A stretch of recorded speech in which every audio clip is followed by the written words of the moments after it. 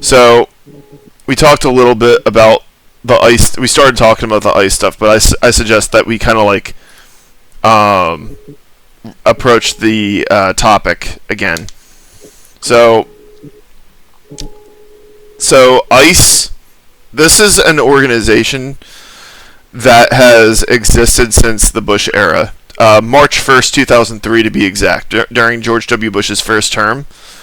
Um, so I know that it didn't come into existence with Donald Trump. Now I don't want to like dominate the conversation. I have like gone over previous discussions that we did, and I noticed that sometimes I have a bad habit of doing that. I don't do it on purpose. I swear, it's just more of a tendency that I picked up from my dad. So, Oh no, it's fine. but what I will say is, from my perspective on all this, I do think that ICE should exist because people do come to the country illegally. They get in here, and ICE's job is to deport them, whereas like the Border Patrol is dealing with people that are at the border. Now, how Trump is going about handling the situation, I think he's screwing that up. But the reason why I am opposed to the progressives' position on this, essentially, it's just because they're hypocrites. Because you don't see them bitching about Mexico deporting people, even though Mexico does it all the time, or any other country for that example. And the tankies really rub me the wrong way because they're basically what I would call campists, which is an actual term for people in what they call the second camp. It's like America and all the stuff that America does is bad, and China, Russia, Iran, everything they do is good. So if China deports somebody, which they do, then that's good. And if the United States deports somebody, that's bad.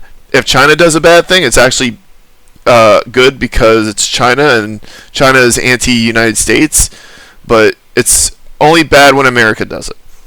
And I feel that there's a lot of hypocrisy there. That being said, some of the stuff that I have seen out of ICE, and I'm not talking about Renee Good or Scott Priddy, who were agitators.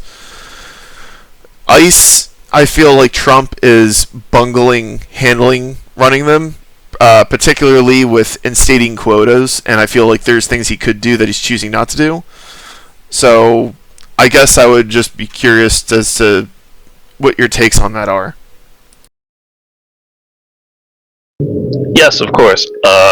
Well, after like traveling internationally, though I've only really done it once, but I do agree with you that there is this sort of hypocrisy amongst people on more of the left liberal, sort of progressive sort of space where they're against like immigration control if it's from more or less like a Western or weird country. But like I always bring this up with my mother when we start talking about the whole immigration issue. Where I was in Japan for a week, right? I easily could have just overstayed my visa and not come back to the states, but I didn't do that. Not only because it would be impractical on my part because I don't know like any Japanese, but um, I took it as I was a guest in their country and they were the host, and it wouldn't be of proper behavior for me to infringe on that.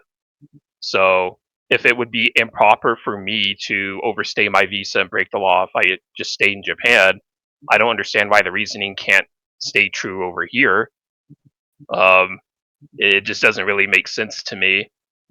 And with regards to if ICE should exist, because you did point to the Bush administration as like the president for why it exists. Um, I don't know if I would say that I'm just against ICE existing just because it comes from that precedent of the Bush administration. There are lots of things I didn't like about the Bush administration when it came to travel, especially institutions of TSA due to like 9/11. And it was supposed to be a temporary measure, but it ended up staying around for over 20 years. And it makes travel really kind of unpleasant. But uh, I think at the end of the day, we're gonna if you make a nation state or a country You are going to have to make a decision about what types of people should be allowed in your country and what conditions should that be. And if ICE is a federally mandated organization, then what they're doing is legal. I know there are certain types of judges that might disagree with that and try to block what they're doing, but I think in the eyes of the average everyday American, a lot of that like legal stuff is downstream from their sort of experience on the day to day. So it just gets drowned out in a bunch of noise that goes on behind the scenes. The average American doesn't get to participate in. They're not even really a part of the legal class. The legal class gets to decide what the legal ramifications and the boundaries are of the government, and the working average everyday person has a different type of goal. Their goal is to make rent and to make money every month, whereas the legal classes, they're just there to make sure that they can keep the gravy train going by having law pretty much used as a business. And from a certain perspective, this entire immigration scenario can just be seen as another extension of law trying to legitimize itself as a business to make profit for the state. So that's kind of how I'm thinking of it. But what do you think?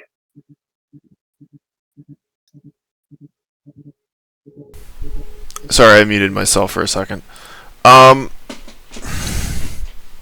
so my perspective, I guess, is that part of the problem is I haven't really looked into this particular issue that deeply. I do know that Trump seems to be using ICE beyond the scope of what it was designed for. I think that, like, because ICE's purpose is to deport people who aren't supposed to be here. However, one thing that I do know is the people that are in ICE, these are not like police officers these are not like disciplined police officers. He's taking people, he's just kind of like taking people, well, he's not really taking people. You have people being recruited, like Proud Boy types. They're not being properly trained. They're given a uniform, they're given some gear, and told, okay, go fuck them up. And unsurprisingly, they act like armed thugs. Now, I'm not saying that Renee Good and Scott Priddy were good little boys and girls who didn't do nothing wrong. They were definitely agitators who got themselves killed doing stupid shit. They played stupid games, won stupid prizes, and then the progressives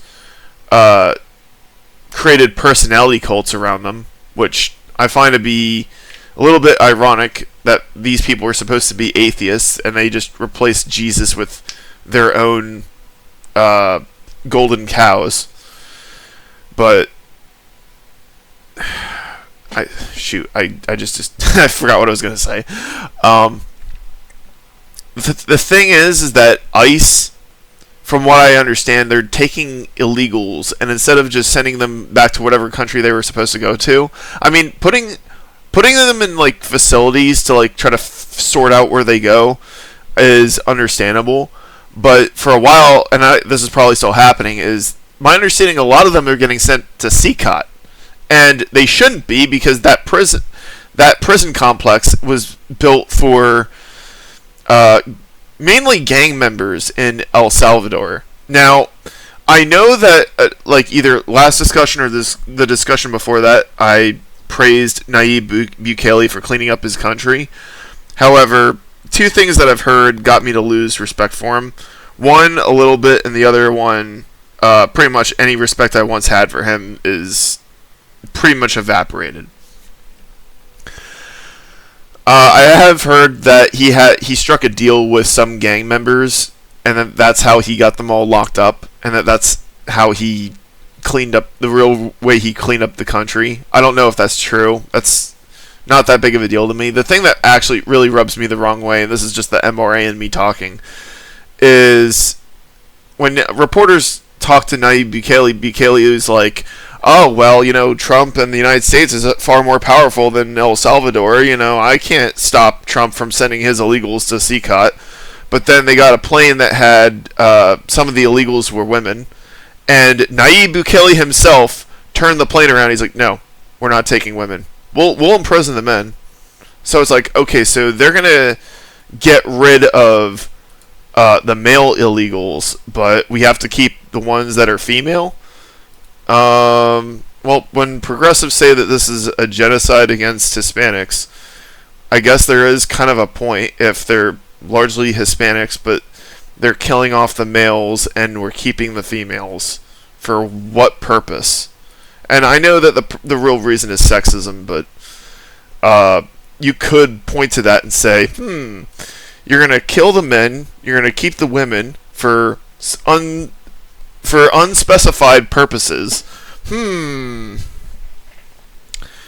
That's. I guess I kind of went off on a tangent, though. I would, before I get back to ICE's legal purpose and ICE's legal mission compared to using other agencies. I am curious to know about your take on all of that first.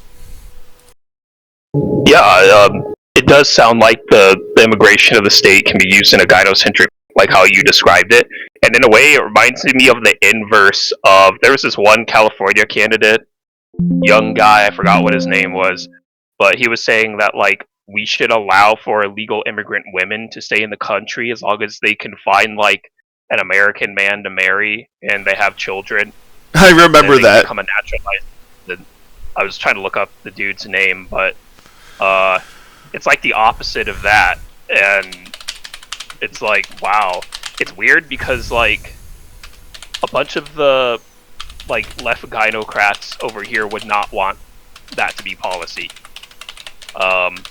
They would be very much against, like, women coming in from foreign countries to be essentially something like a mail order bride, but legally sanctioned. And, well, that kind of threatens their power because now that's incentivizing men to date or want to marry those types of women instead of the more Western enculturated women that we have over here that men are having a harder time dating. Assuming so that... Are you saying that you want to? Are you really suggesting marrying Latinas? Or do you know what you're suggesting? Are you really sure you want to marry a Latina? Are you prepared for that?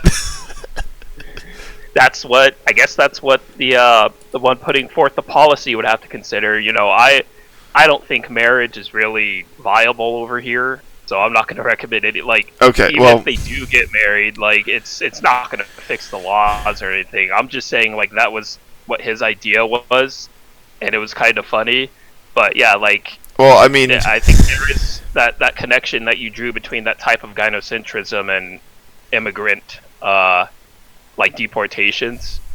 I guess the only real way would be you'd have to deport the men and the women, but Bukele, I guess he's, you know, I'm not really too surprised that would be his position, because he seemed like he was more like a techno-traditionalist, so and he's going to be more gynocentric like that. Well, yeah, he's also Hispanic, and that probably isn't. I mean, you could argue that that's a racist thing to say, but let's be real. Find Latinos who don't have that kind of social attitude to them.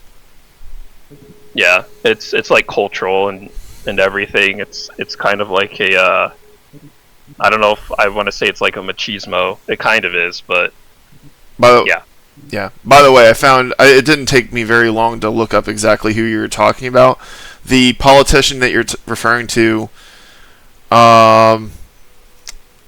California GOP candidate Kyle Langford. Langford, yes. He's 24. He's only 24 years old. He's young. He's a lot younger than I am. Because in a few months, I'm going to be 30 years old. Yeah. Like I'm just like, yeah. I was just gonna say, like, I'm doing stuff in my 30s that I didn't get the opportunity to do in my 20s, partially because of COVID. Yeah. And then partially because of the economic situation with, like, work and stuff. And I was in school. It was just, I don't even care anymore. I'm just gonna do what I want to do from now on. So. Well, hey, you lost your V card. the other Yeah. year. So that's something. But I mean, Yeah. I had gotten involved in politics in my mid-20s, and that didn't really work out for me. I mean, if I could like figure out a way to make money remotely, especially passive income, especially if it was like enough that like if Twitch streaming or making YouTube videos worked out for me in that way, then I could see myself going back into politics. But a big reason why I stopped is because it was very time consuming, and the reason why there's so many old people who are in the Republican Party is because, and I mean like when it comes to local politics at the lower levels, is just because it's very time consuming, and people who are retired have nothing better to do. Like younger people, we're being worked to death, and that prevents us from actually getting involved. And I guess maybe that's the reason why the business sector is trying to work people to death, because a large portion of the younger people are liberal leaning. But back on topic is like, that's why I stopped. I mean, I didn't really like say openly why I stopped supporting Nayib Bukele, but when I found out about that, that really got me to sour on him. And I think a big part of it is that he's a right wing. He's got like tradcon politics explicitly, but it seems like being gynocentric is a Hispanic thing, or maybe it probably extends to Brazil as well, even though they're not Spanish. It seems like Republicans seem to be okay with that, so that's just something that just rubs me the wrong way. But I will say I wouldn't even get into a relationship with a Latina, let alone marry one. I mean, just ask Tectone how his past two relationships went. I don't know if you know who that is. No. Oh, Tectone is the name of a Twitch streamer who, I mean, I don't even like this guy because he is kind of a sexist who also, like, he's got a lot of dumb sexist views. Because I used to watch the show that had Twitch streamers on it, Steak and Eggs. It was hosted by 3 Twitch streamers, Tectone, Asmongold. I don't know if you've heard of him. I watch Asmon all the time.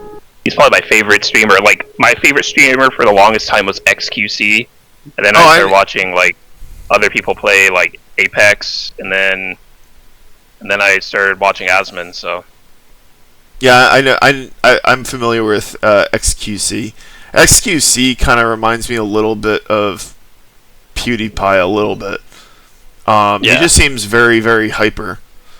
That's part of the appeal. He's really fun to watch. Yeah. The other host of Steak and Eggs podcast was Emiru. And like the reason I didn't like Tectone that much is because he would just say a lot of dumb shit. And he tried playing it off in a video that he made where he defended Emiru. This is not the recent stuff that happened this month. This is like something that happened like half a year ago. He tried claiming that his appeal was that he would say dumb shit and she would just get nervous and call him a retard. But I'm going to be honest, the stuff that Tectone was saying would have made me want to punch him. So when I heard like the allegations leveled against Tectone by both of his exes, my position was like, I don't know who is telling the truth in this he said she said thing, but if it turned out that Pikachu's allegations against Tectone, if it happened that she was telling the truth, it wouldn't surprise me because it would not be out of the stuff that she was accusing him of. To me, would not seem out of character for him to do. That being said, it was pretty suspicious that she was pursuing a civil case and not a criminal case against him. Yeah. I don't know if you... I would imagine you probably aren't familiar with this. A lot of the details I got from... what was his name? Legal Mindset, whose name is Andrew Esquire. He's a Florida-based lawyer who... talks about a bunch of legal issues. I like him better than Legal Eagle. I used to watch Legal Eagle, but then I can understand Legal Eagle not liking Trump, but he really went down the woke path, and I couldn't stand him. I can't stand him anymore. Yeah. I don't know if you're familiar with Legal Eagle, or if you don't know. Oh no, I'm not familiar with really any of these like content creators that usually they content around like law. Not really familiar. Well, I remember the video that he made that I liked the most was the time that Legal Eagle did a collab with Dr. Mike. I don't know if you've ever heard that name. Man, I really am extremely online. Dr. Mike is he is an actual doctor. Legal Eagle is an actual lawyer, and they did like a video where it was like a collab where they talked about who had the harder job, lawyers or doctors. And the funny thing was at the end they said that the other person's job was harder. The lawyer, because law school didn't really prepare him for the job that he was going into effectively, and doctor because it is a hard job. I would not want to be a doctor because I don't think that I could handle that. But that's all kind of besides the point. So recently, actually, this is going to tie back into the ICE stuff that we were talking about earlier. So the progressives are unpersoning and attacking anybody that is insufficiently anti-ICE. And one of their latest victims was that Twitch streamer, one of the Twitch streamers that I mentioned earlier. The Twitch streamer named Emiru, and I actually mentioned her in previous discussions, but now she's gotten so much attention because of her refusal to talk about ICE. Not just refusal to talk about ICE, but her refusal to explicitly condemn ICE's existence. Got the progressive lynch mob to come after her. Even Vaush came after her. Now, given Vaush's fondness of underage lolly, I'm not surprised that he would start targeting a female Twitch streamer who looks a lot younger than she actually is. I wouldn't be surprised if Emiru is a vampire, considering that she looked a lot older when she was a teenager. But oh wow!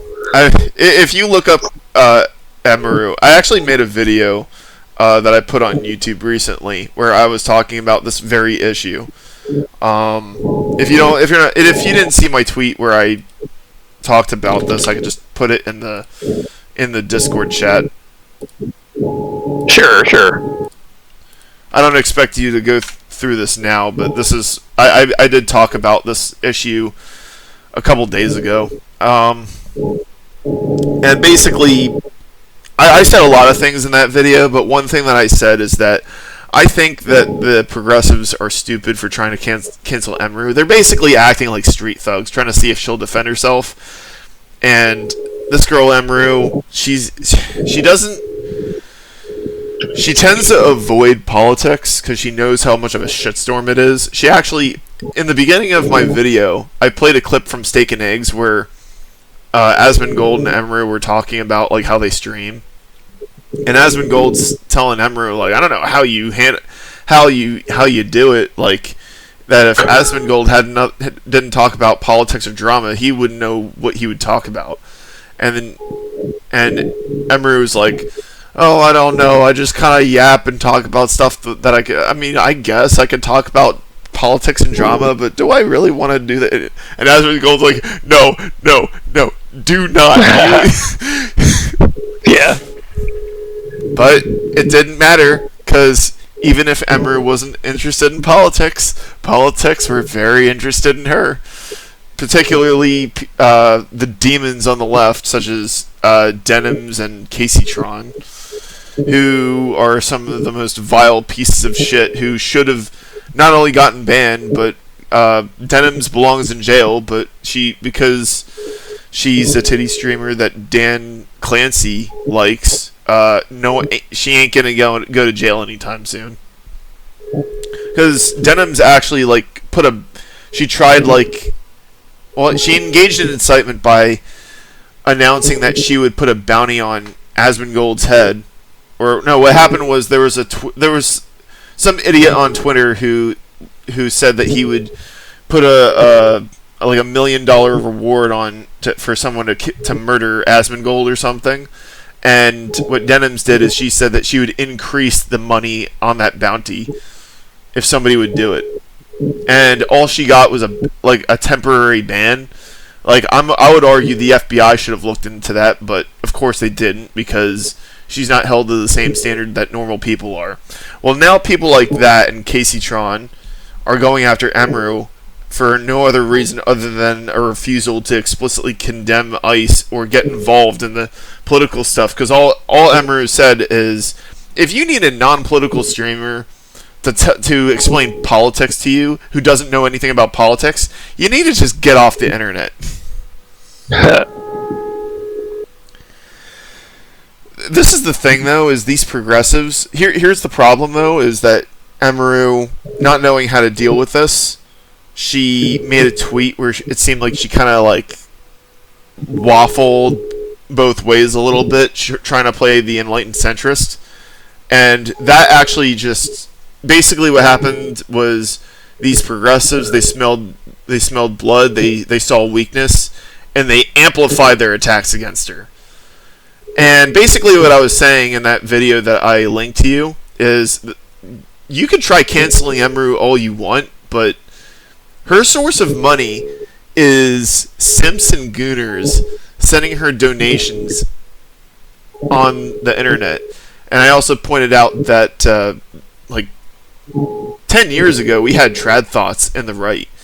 Now, these were women that used their looks to get, you know, attention and popularity, and they would get male coomers on the right or gooners to send them donation money, and they were living off of that. You're not gonna stop.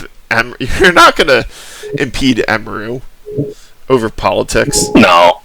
So it's no. Like these The only problem is that Emiru.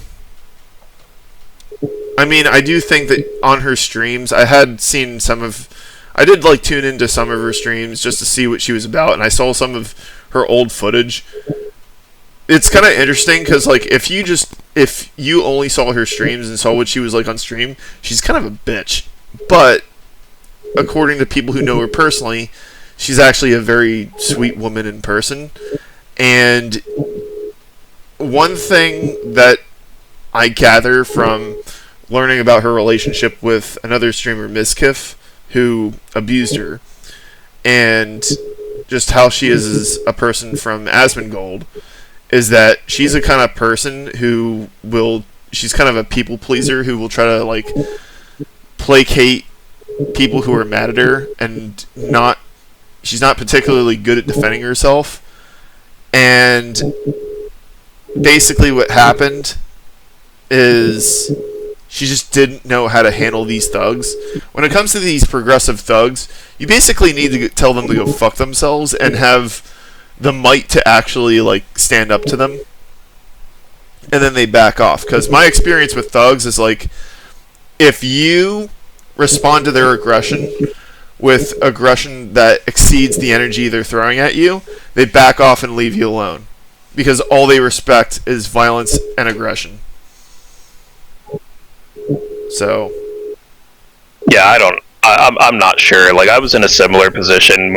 Start finding the docs, like, and you have skin in the game in some way where you can't really afford for.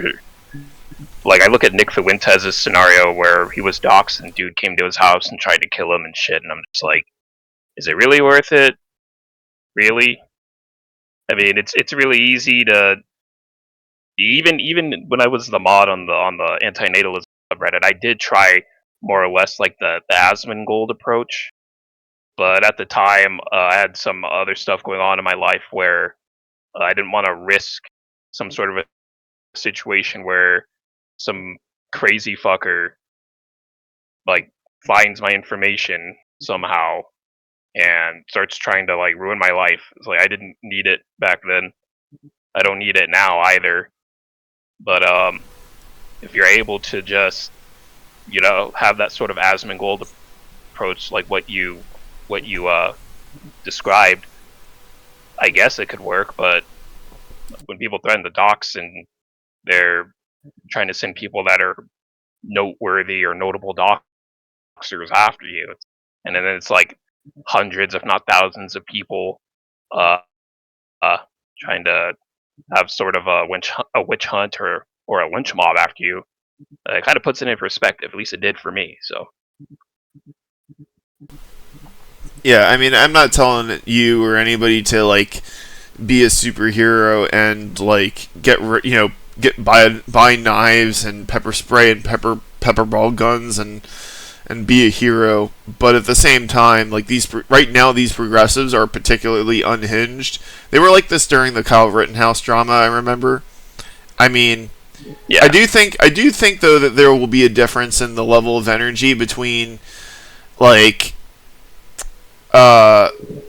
rubbing salt in the wound and pouring gasoline on the fire versus like just refusing to explicitly like endorse their politics. Like Emiru, she didn't really do anything that bad this time. Like all she did was just refuse to comment, and the progressives came after her anyway. But I don't think that that's. I mean, she gets stalkers all the time, and they're usually just male gooners who want to get in her pants. Like they're incel gooners who think that they're entitled to have a relationship or sex with her. And there are a lot of women that deal with that. Emiru seems to attract them more than other female content creators because she has a larger audience, and she also projects vulnerability in a way that many others don't. I will say, though, the fact that the progressives only really have a problem with Emiru refusing to oppose ICE, but they were perfectly okay with her telling chatters that they were retards who should kill themselves. They're perfectly okay with that stuff. Really should tell you everything you need to know about the morality of these progressives. Like, you don't see these progressives going out on witch hunts against Nina Lynn for committing all the crimes that she committed on camera, which included essaying this one employee of the FaZe clan. But that's apparently perfectly okay with the progressives, or they just don't care about it. Which to me shows this hypocrisy that is infuriating. So if I find myself talking with a progressive, it's like, if that doesn't matter to you, then I don't care how much you hate me. yeah, it kind of reminds me of I was watching Tim Pool, and he was watching this video clip of this woman, and I guess her hand kind of got exploded from like a flashbang grenade in Minnesota. Oh, I remember by that. trying to pick up.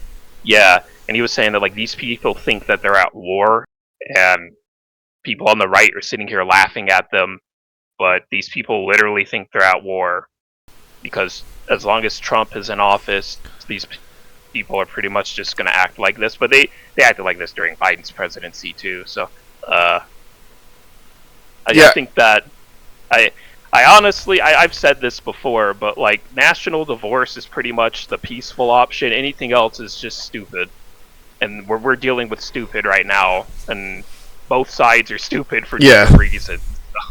Well, on the Trump side, the reason I would say that Trump is stupid is because he set quotas for ICE to fill. Now, I have always been opposed to quotas, whether it's law enforcement or ICE. And I shouldn't even have to explain why it's a stupid idea. But on the progressive side, I think I've come to the conclusion that a lot of liberals, they play video games like Super Smash Bros. Brawl, like the campaign where you fight enemies, you fight these boss enemies, and then they join you to fight other boss enemies, and they join you kind of like how in Dragon Ball Z, where it's like a lot of the people that are in the Z Fighters were former villains. And they think that they can say, fuck the police, ACAB, 1312, and now they're like, oh, please help us fight ICE. It's like, do you really think the cops are that stupid? Now, like, the cops' job is just to, the cops are going to just do their job, and they're going to try to be professional. But the progressives, I have actually experienced this where there were like progressives who treated me like garbage in the past, and then they get like taken aback when I'm like, yeah, no, you deserve the shit that you deserve to get, you know, your ass handed to you by ICE when you instigate shit. It's like, I'm not gonna join you. Why the fuck would I help? Some of these people are people that I know personally, so obviously I can't really prove this effectively. But the thing with the flashbang, it's like, because like in Call of Duty, if someone throws a grenade at you, you can pick it up and throw it back if you don't run out of time. Now, I'll do that in a video game because, you know, if my character gets his hand blown up, or if he gets blown up, it doesn't affect me. But you do that. I don't see myself doing that in real life because, well, obviously you can get your hand blown up even if it's a flashbang, but that flashbang is going to explode. Like, the pieces of the grenade are going to go flying everywhere, and of course her hand got blown up. Like, it was just such a stupid thing to do. And a flashbang, you just want to get away from that thing, or even better, don't show up and disrupt what ICE is doing. Now, I don't know if ICE is engaging in misconduct to the degree that they're being accused. I have seen some comparisons. Progressives are foolishly comparing ICE to the Gestapo. They do have a point that a lot of the people that are in ICE are people that were part of the Proud Boys, and they weren't being trained properly. They basically were just given some gear and told, okay, these are the places that we're going to apprehend these people, to deport them or put them in holding facilities until you can figure out where they're supposed to go. But a lot of these people don't seem to act like cops. They're basically just thugs, and that's not what the Gestapo did. Because the problem that I have with media, and this was largely a problem back in the 20th century. I remember that Star Trek episode where Kirk and Spock go to this Nazi planet, and they incapacitate a couple guards, and one of them was wearing a General SS uniform, which is like the black uniforms, and Spock like managed to use his Vulcan death grip on him to knock him out. And he's like, "Here you go, Captain. Here's your uniform." And Kirk is like, "Gestapo, I believe." It's like, here's the thing. You know how you would know what somebody whose Gestapo is? How? You wouldn't. They were plainclothes police. They didn't go around wearing the SS uniforms.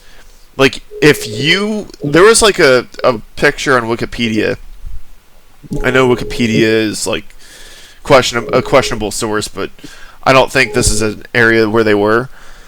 And it showed a bunch of people at a bus stop during the Nazi era, and it's like there's a bunch of those guys were Gestapo, but you wouldn't know just by looking at them because there was nothing to tell them apart because they were wearing ordinary clothes that everybody else would wear. And that's what made them scary, is because they were secret police, meaning you did not know who they were. Like, it's kind of like the Spy cinematic from the Team Fortress 2 ad for the Spy. It's like the red spy could be any one of us, except in real life they just were normal people that just wore normal clothing that happened to be in that organization. They just didn't wear uniforms. Yeah. And that's different from what the SA, the Sturmabteilung, did, where the Sturmabteilung were basically Hitler's like armed thugs, and there was a huge difference between the SA and, say, the Gestapo. The Gestapo were not like these like stereotypically mustache-twirling villain dumb thugs like the SA were, which is what progressives seem to think when they make comparisons between ICE and the Gestapo. The Gestapo were like highly intelligent, very competent people, they would be more akin to either the FBI or the CIA, but given the Gestapo mainly operated within Nazi Germany, the FBI would be the more effective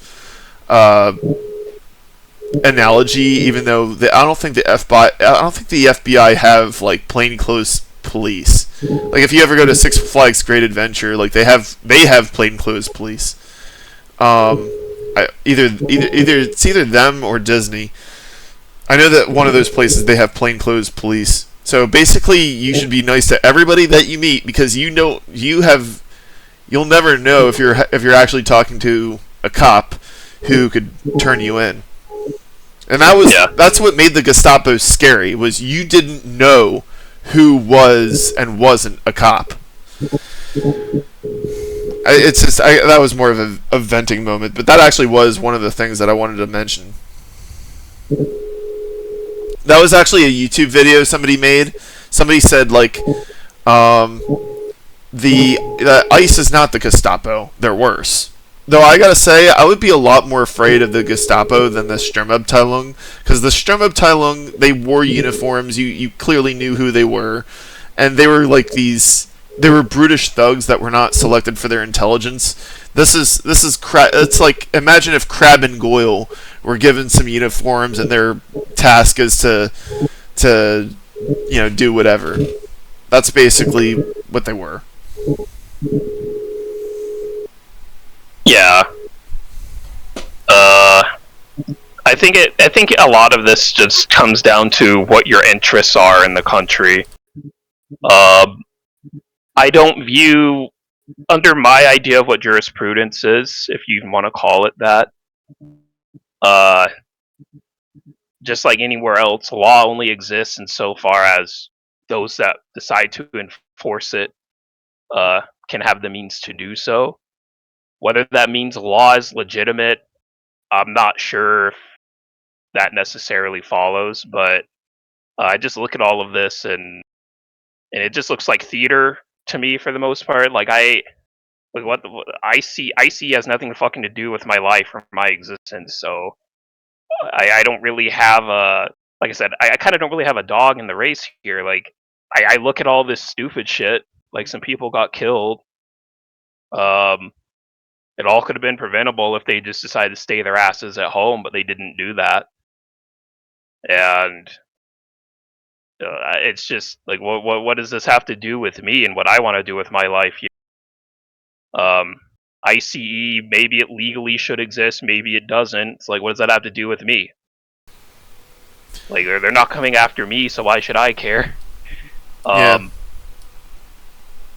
It's and the Nazi comparisons and everything. I mean, I've been hearing this since I was a teenager about comparing Bush as a Nazi and Trump is a Nazi and all of this, and I'm just like, we're just stuck in this sort of analogical thinking of comparing it to the losers of the last big war, and that's been a hallmark of Western civilization for the past like 80-something years.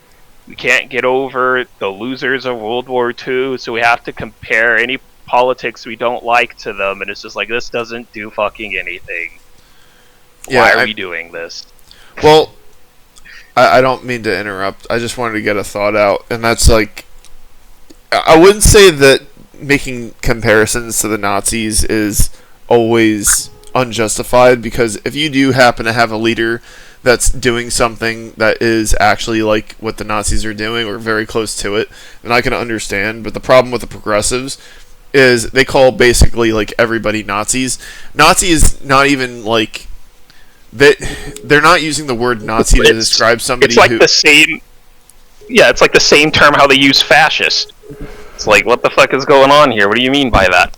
Or how tankies use the term revisionist or CIA agent, or how the Nazis, the actual Nazis, said that everything that they didn't like was Jewish. It's scapegoating. The problem is, it's like the actual Nazis and somebody who is an actual neo-Nazi, like that actually means something. Actually, it reminds me of red baiting, like during the McCarthy era, how the McCarthyites would call everything they didn't like communists. It's like, if you actually talk to actual communists, they are super exclusive in what counts as communist. Yeah. So it's like, you really can't win. I mean, I don't expect to... You can't make everybody happy. Like, you could try living your existence, and even if you literally just sat around doing nothing, someone's going to have a problem with you and call you the worst thing imaginable. So it's like, I'm kind of taking that one Futurama quote to heart, where it's like, your boos mean nothing to me. I've seen what makes you cheer. Exactly. And it's a part of leftist politics to try to just agitate. Even if they don't have a plan, just agitate. Like, they don't care, which is why Emiru got in. It wasn't even her fault. It was like, you get punished or criticized for what you don't say and what you do say, which is... And like Aristotle had this quote where it's like, if you don't want to be criticized, say nothing, do nothing, be nothing. But they'll criticize you for doing nothing. Exactly. And by the way, let's say she did exactly what they wanted her to do, which was say "fuck ICE." Then they would have been like, "Oh yeah, well," they would have still found something to go after her for, because you had Laci Green like 10 years ago. She did everything right up until like she made like one little mistake, and then all her feminazi friends who used to be very close to her completely turned on her and tried to have her killed or something. It was like some really crazy shit. And I didn't like Laci Green.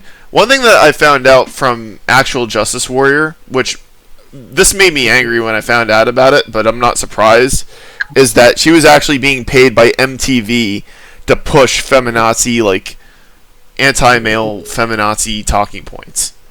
So there are actual clandestine, very large and very, very wealthy organizations pushing all this toxic crap at a very organized level.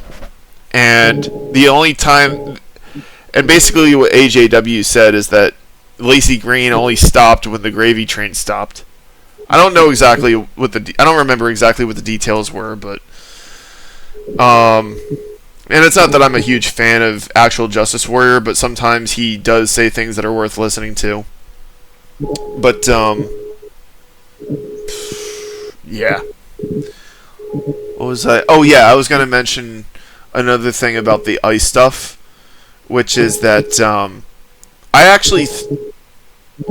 of course I don't oppose deporting illegals and prioritizing American workers, but there's one thing that the Trump administration could do that they either haven't thought to do, or either they're too dumb to do this, or even worse, and this I wouldn't be surprised if this is the case, but it bothers me, is if it turned out that they don't do this because they're corrupt, which, I mean, Trump is very corrupt, and, Elon Musk might be the reason why he doesn't do this.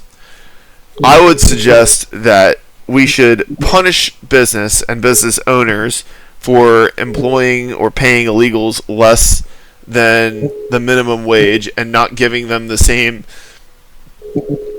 workers' benefits as like an American-born worker. And that American-born worker isn't always going to be white. Like, there's plenty of I would say that a large portion of the working class are black folk and non-whites. So Americans would be all of those people. So what I would say is, okay, if you have a business that has a bunch of people working for them and some of them are illegals, because like what my father had told me is that what will happen is these illegals, they will offer businesses to work for a tiny amount of money.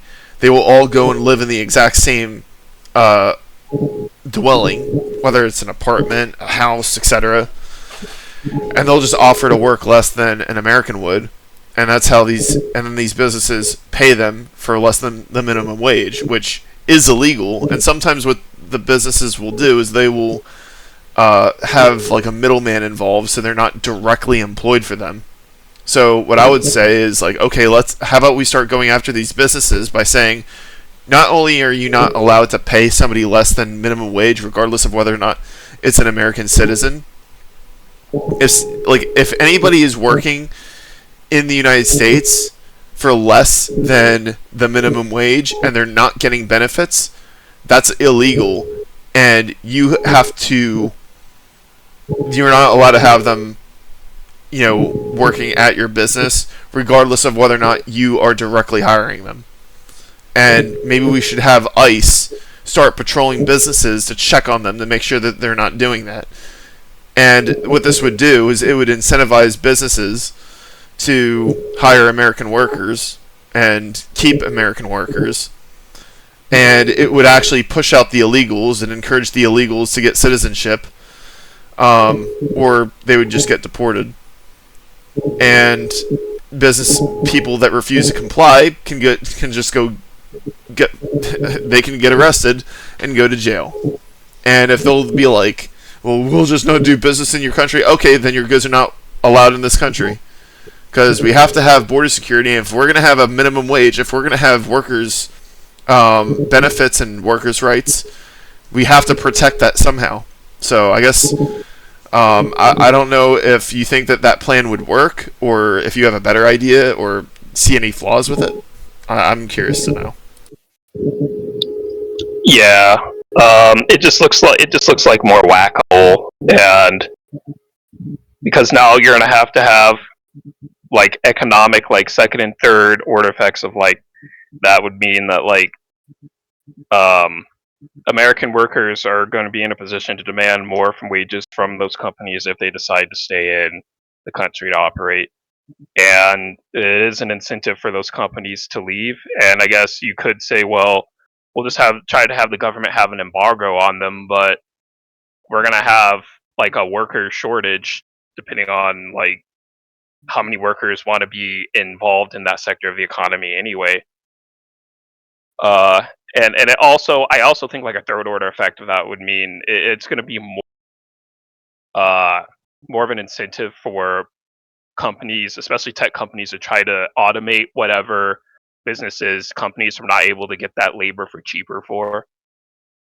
So there's some issues with it, but I think a bit more and broader in scope when it comes to economics like this. Like, to me, like the only thing that backs the U.S. dollar is it's just the world reserve currency, because America can enforce its military might on other countries, and there's a demand for it.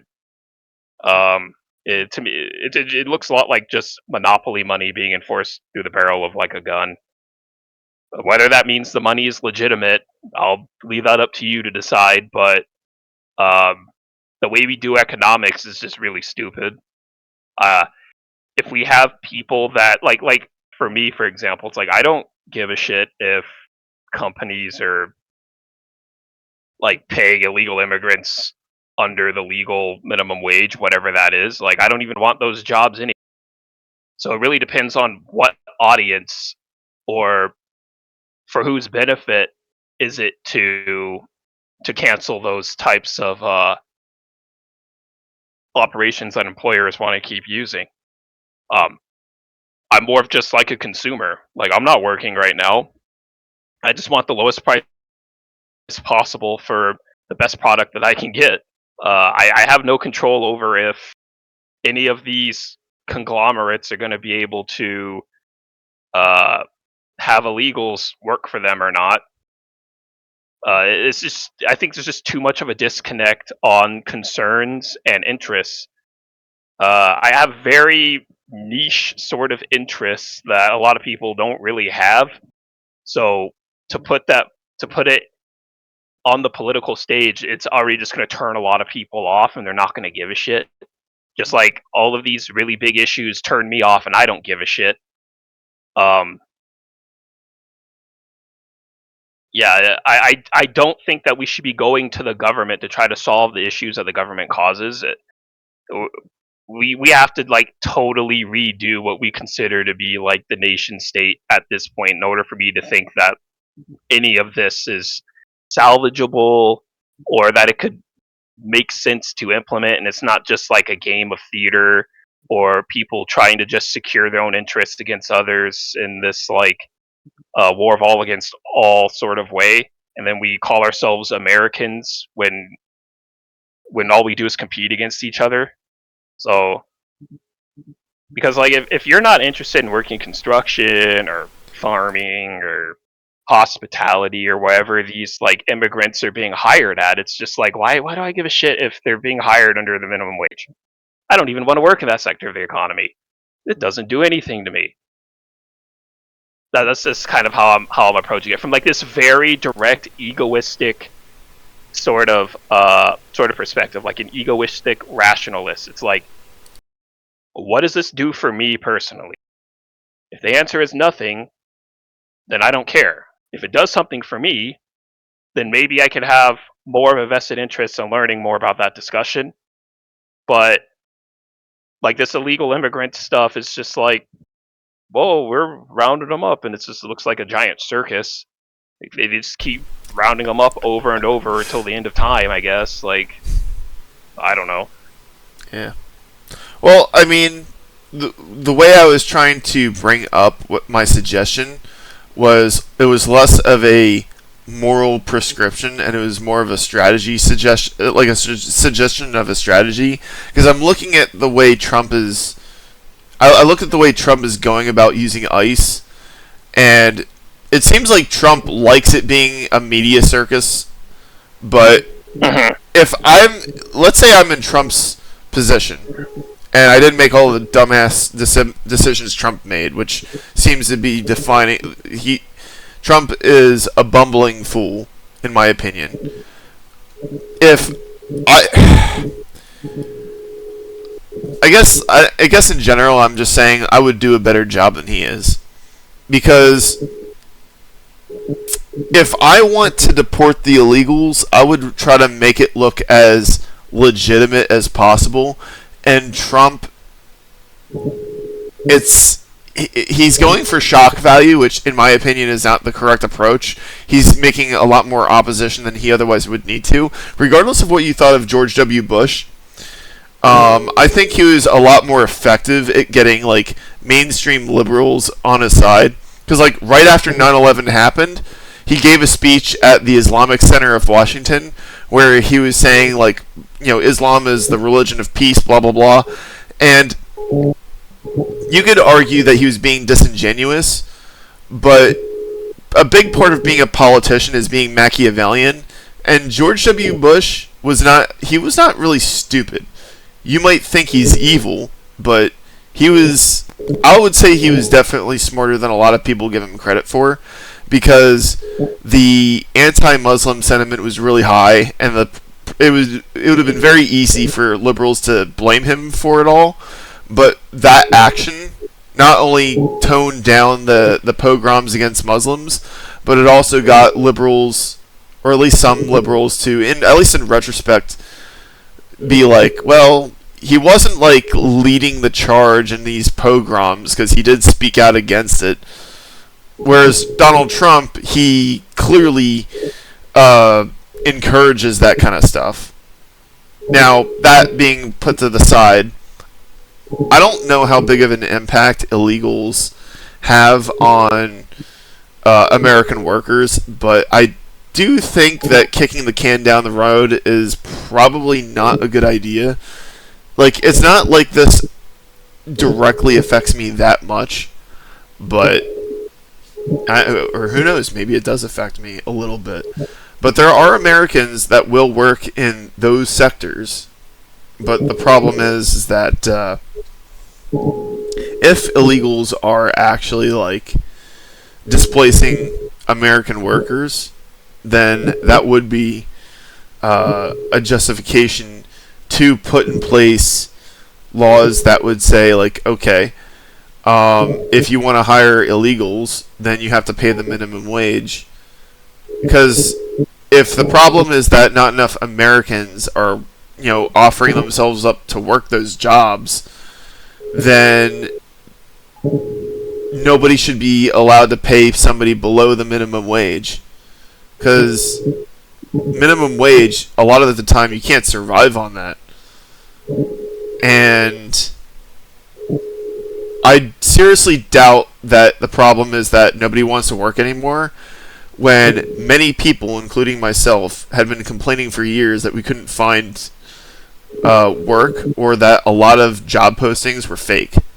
So, I mean, from what I remember, you mentioned that in the past you were self-employed, so that's just not a problem that you really had to deal with. I highly envy people who are self-employed, or people who figure out ways to make ends meet and not need a boss to answer to, because well, people like me, when we get we'll get screwed by management and we'll lose our jobs for stupid reasons, and just always being at the mercy of whether or not somebody wants to hire you, or whether or not your boss is going to decide that you're going to be the fall guy to put all the blame on when they fuck up, and then you get fired, and then it's like, I mean, I don't know if you've ever worked for other people, or if you've had those experiences. It was work from home, but I still had to answer to like supervisor stuff. But I mean, I've done like partial sort of handyman work. Like when I was in college for a summer, I had to power wash houses and I painted houses to afford my tuition and stuff. It was garbo. Like I haven't done that since, but it was quick money when I needed it. It's not like people like I think a part of this has to deal with an American mentality with work, and it's baked into American culture to have a really self-sabotaging, unhealthy relationship with work. And I think a part of this is religion, dealing with like the Protestant ethic, and some of it is like people believe their raison d'etre, which is like the reason for existence, is turn out profit. And we're looking at what happens when that incentive to turn out profit goes against some very deeply held like convictions that someone may have about what they want their future to look like. Because it's like I didn't see myself painting houses until I was dead. Just like people shouldn't really be seeing themselves as construction workers until they die. There needs to be different types of work. And I was watching I watched The Philosophical Gamer. I don't know if you ever heard of him, but he was imagining coming up with different types of ways that people can relate to work, where um, just because like you're unemployed or you're not working, maybe that shouldn't mean that the automatic social response is to make you homeless and then maybe suicidal.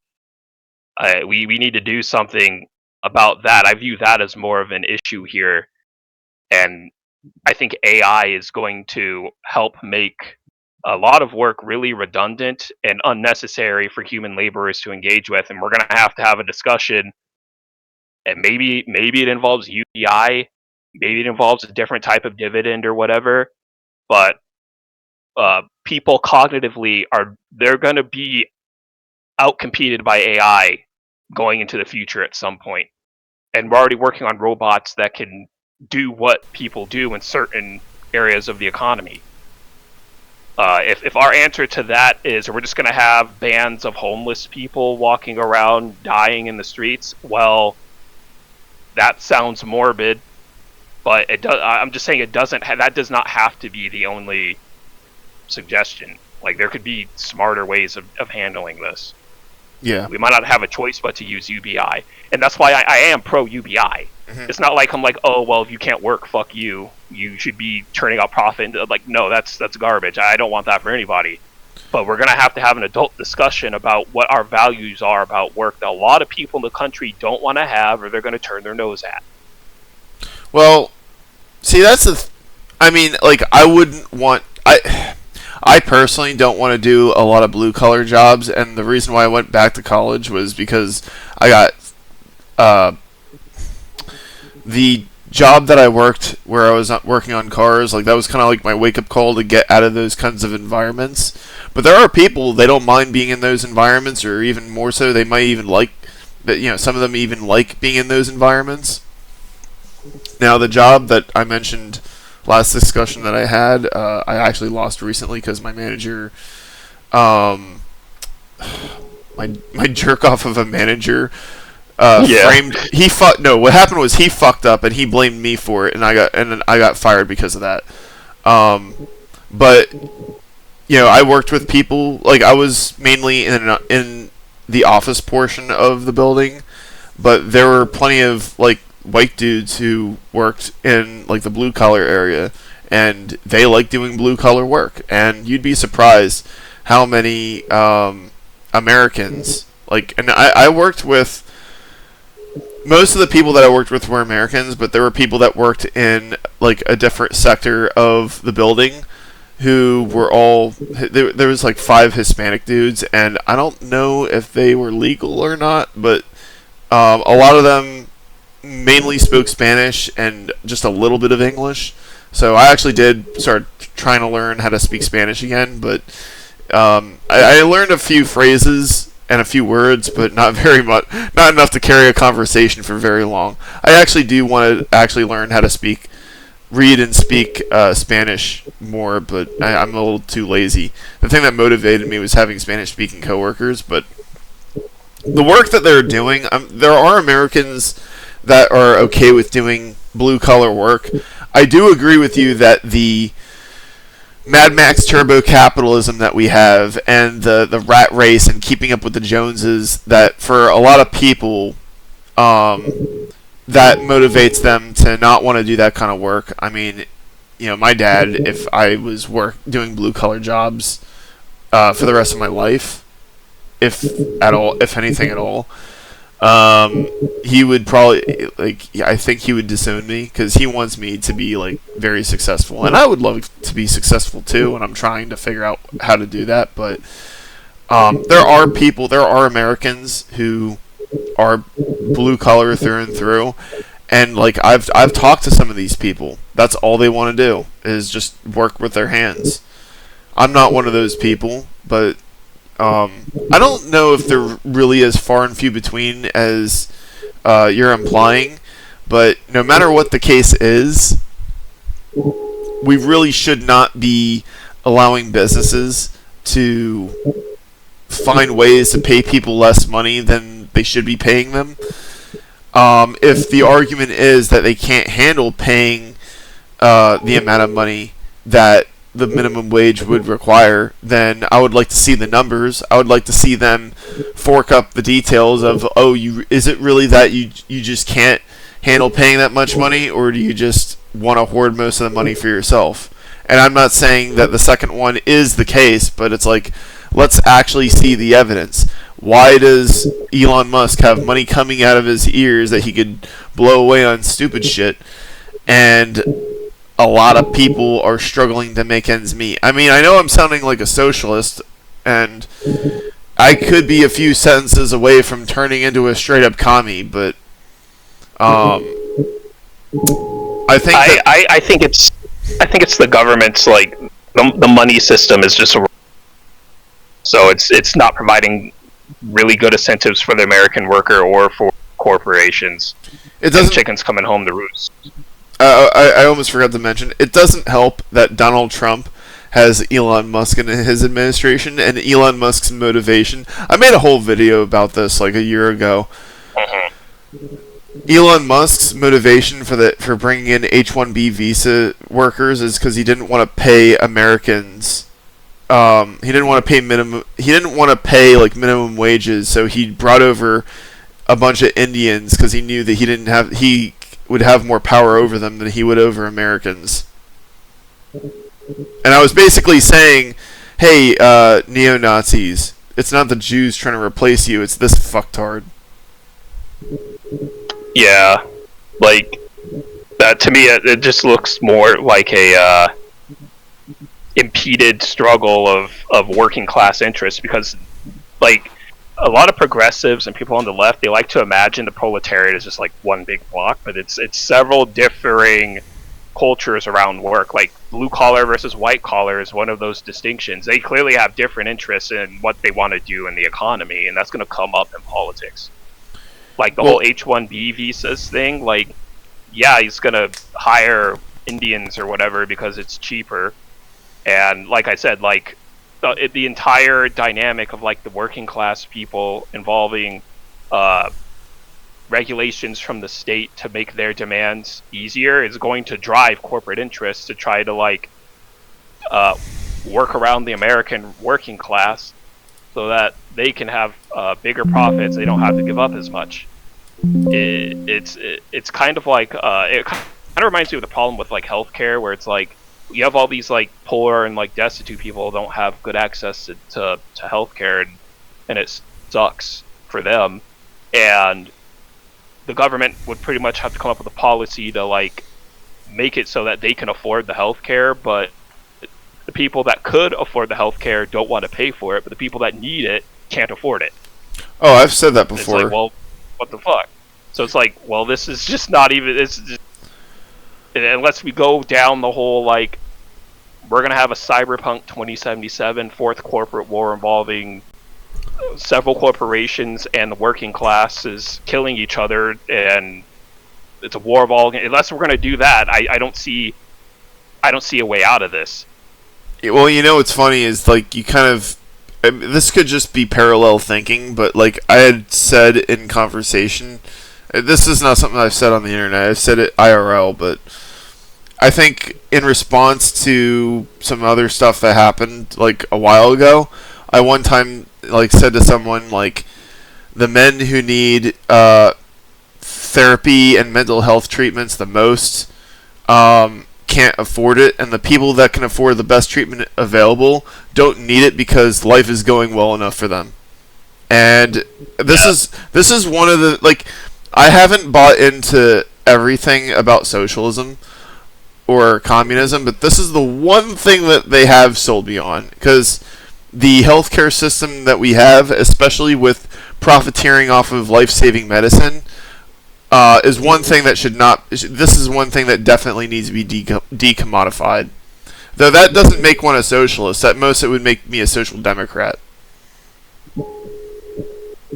Yeah, it's just too. It's just really political, because like we'd have to undo a lot of how the state organizes money and makes corporate law and everything in order to get what I would want. And I don't know if we can do that peacefully, because we're not gonna commit to a national divorce. Like, I don't know who's going to win between Trump and ICE or the progressives, but who knows? Maybe if the progressives win, then maybe we'll get our universal health care. But the thing that I'm afraid of course, is that, and this is a big part of this, is I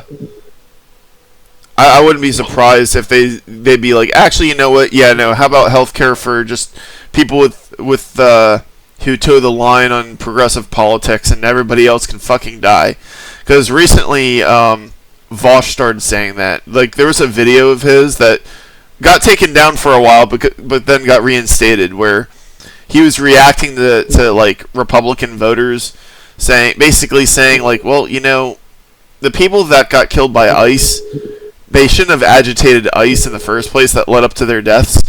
And then Vaush was like, these people should be like thrown in chains and like subjected to forced labor and denied health care. He's like, actually, I'm not in favor of universal health care. These people should be forced to work forced to work to death into old age until they die and denied universal health care. That the universal health care should only go to the people with the right politics, and the people with the right politics should be the only ones permitted to vote. And I was like, congratulations, Vaush. You've embraced Vanguardism. I mean, I kind of literally it too. Because here's the thing is that, I mean, I've been hate watching Vaush for a while, because like I started paying attention to his stuff back in like 2019 when he started. 2019 and 2020, his position was that even if your politics are horrible, even if he doesn't like what you're trying to do, you should still have the right to vote. Everybody should be participating in the political system. Everybody should be required to vote. If we were to have workplace democracy where the workers collectively run businesses, then everybody should be required to vote, and that we should force everybody's rights on them in such a way that it's like, everybody, you will participate in the running of how your lives are run. And I think this started a few years ago, but this is his position now. Is he's since gone back on that, and he's now just openly embracing Vanguardism. Because like I remember back in like 2020, he like debated two tankies that were advocating for Vanguardism, which is ironically what Vaush is now advocating for. The one tanky guy, whose username is Leftism Today, who I had a few good conversations with him, but I'm not sure how I feel about this. Is just like he was saying, because like 45 minutes into the discussion, like he started saying things like that he was a technocrat and he doesn't think that the workers are smart enough to advocate for their own interests and they need to have like an enlightened vanguard to make all the decisions for them. And it's like, okay, but here's the problem with that line of logic. How is that any different from, like, say, the Kingdom of France, where you had the nobility that knew better for everybody, and because the peasants were too stupid to think for themselves, so they needed to have enlightened oligarchs to do all the decision making. And you could argue that the difference is that the nobility got there through their own selfish interests, whereas like the revolutionary vanguard or the Communist Party is going to have everybody's interests at heart. But when you actually look at countries like the Soviet Union, the Socialist Republic of Vietnam, the People's Republic of China, et cetera, they always just act in their own interests at everybody else's expense. I mean, how is it in... Because, like, a couple of years ago, there was... this is actually before he became the General Secretary and thus dictator of Vietnam. The guy who's current General Secretary of Vietnam, his name is To Lam. Now, back when his predecessor was running the country, during COVID, everybody was locked down in Vietnam. Vietnam is a communist country. Everybody had to stay at home. No one was allowed to go out. To Lam, there was video footage showing that To Lam was in Turkey in Salt Bay's restaurant being served a golden steak that was worth more money than his salary permitted. So he was being a blatant hypocrite, like wasting, and he was doing it all on taxpayer money because that's where he gets his money from. But that's not nobility. That's not aristocracy. That's not exploitation because, well, he's part of the He's part of the Communist Party. That's different from nobility because they got hammers and sickles on everything. He's not a noble. He's a party official. That makes it okay. And that's basically the logic of a lot of leftists and tankies. Is it's different when it's okay as long as you lie about it. And I'm just like, yeah, yeah. Go ahead. It's just like wow. If you thought champagne socialism was bad, wait till you hear about this one. No, but like the issue that I find with like Vanguardism and all of these types of projects, usually like stemming from like Lenin or whatever, is just like, how do you do this without devolving into corruption? Like if the state's gonna have corruption, how do you tell like the hoi polloi masses, the proletariat, whatever, like working class people, how do you tell them like you should buy my form of corruption over the form of corruption you're dealing with now? It's like, wow, what the fuck is this? And then the other problem is Leninism. How do you have a vanguard system that's supposed to like put the needs, wants, desires, whatever of like the underclasses of society over like the middle class and the elite class? Like aesthetically, it's just going to look ugly and no one's going to want it. And then you have the problem of like, well, you're going to run into the suppression Olympics problem where it's like, well, we're going to have like the most like, I don't know how else to say it, the most like more or less effective members of society make the decisions for millions of people, or make society's interests more aligned with them due to some dialectical reasoning of morality or whatever. And then it's like, well, why should we go with what those people want exactly? And if we do go with what those people want, a lot of people in society are not going to want it, working class people included. This is why you have this huge backlash against like woke stuff and people saying like we don't want fat chicks with peg legs in our video games, and they keep fucking pushing this shit. And you're like, why are they doing this? Because it's bio-Leninist. And the only way I think that you could really get out of that is we're gonna have to have national vote, but we're not gonna do that. So Yeah. I guess you have to use sort of like more subtle means of reacting against the type of Vanguardism that wants to put just like ugly ass video game characters all over the place and tries to shame you with types of language. It's like once you liberate yourself from like shame of language coming from people that are like your enemies, like you can pretty much do whatever you want. It's like people say, oh, you're racist and you're this, that, and the third, and it's like, well, it doesn't really matter. You're still making ugly characters, ruining my hobbies. And I have to say that as like a person that is very passionate about video games. Like I look at Warhammer and I'm like, there was supposed to be there's like a particular section of like the Space Marines that were male only, and then they started making them female. And it's like, why are you doing this? That wasn't in the lore. What are you doing? And they're doing it because of the bio-Leninist type of Vanguardism. Well, I gotta say, like, have you seen like the fucking Reddit? The Warhammer Reddit has like a transgender flag. Well, here's the problem: like, what is going on? I mean, I know that Britain is Turf Island, but the fact that it's a British company means that it's going to be more susceptible to woke culture than if it was an American company. I mean, its headquarters is Nottingham. It was the entire sci-fi universe was created by the British, so it stands to reason that, and maybe the original creators were not woke, but if you have something start in Britain, it's going to go woke. I mean, take a look at the Church of England. It's not what it was when it started. Here's the ironic thing about that, of course, is like the kind of people who would go to church are not going to go to a woke church, and the kind of people who are woke aren't going to go to that church either because they're atheists. Exactly. But that's kind of besides what I wanted to really get at, which is that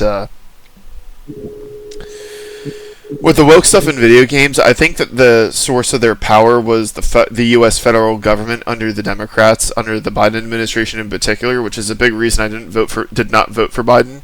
So, like, their ability to really force gamers to do their bidding is kind of limited because without federal government money coming from U.S. aid and directives coming from the Biden administration, I mean, the Trump administration is anti-gamer in their own right, but I do think that there was the woke peddling and the woke agenda pushing. Without that gravy train coming, their ability to control gamers like us is going to be very limited. And I like a lot of indie games, so my response to them is bring it on, bitches. Now, Now, as for the workers being too stupid to advocate for their own interests, I've thought about this a lot, and I used to think that way when I was a child, but now that I'm an adult and now that I've learned a lot, I gotta be honest with you. A democracy or a democratic republic with an educated everything that I say is going to be a little bit loaded, and you're going to think one thing or another. With you and anybody watching this is going to think one thing or another when I say these words. But all I'm just going to say is just take a step back and just take the words that I'm saying at face value. A democratic republic with a well-educated populace that has not been brainwashed by pseudo-history and propaganda is going to be a lot harder to corrupt than an oligarchy like the kind that's running, Vietnam, the Democratic Republic of the Congo. Name a dictatorship or a country with an oligarchy like Russia. With those kinds of countries, all you have to do is bribe or secure the interests of the people ruling the country, and you can corrupt that country a lot more easily than a country where the power is more distributed It's not impossible, though. I mean, I think that the Russian government has successfully done that to the United States, as well as tag teaming with the People's Republic of China. They found out that Republican voters are really gullible and stupid cultists, and they found out that progressives, that all you needed to do was get your people into universities and start like sowing the seeds of propaganda and bullshit, so that way you can turn universities into traitor factories, factories producing people that hate the United States and want to destroy it from the inside. And on the other side, you've got the Russian government, because like that was a Soviet project doing that, and now what the Russian government is like, okay, so that we got the Democrats, boom, we got the well, not the Democrats, we got the extremists on the left, okay, we got that under control.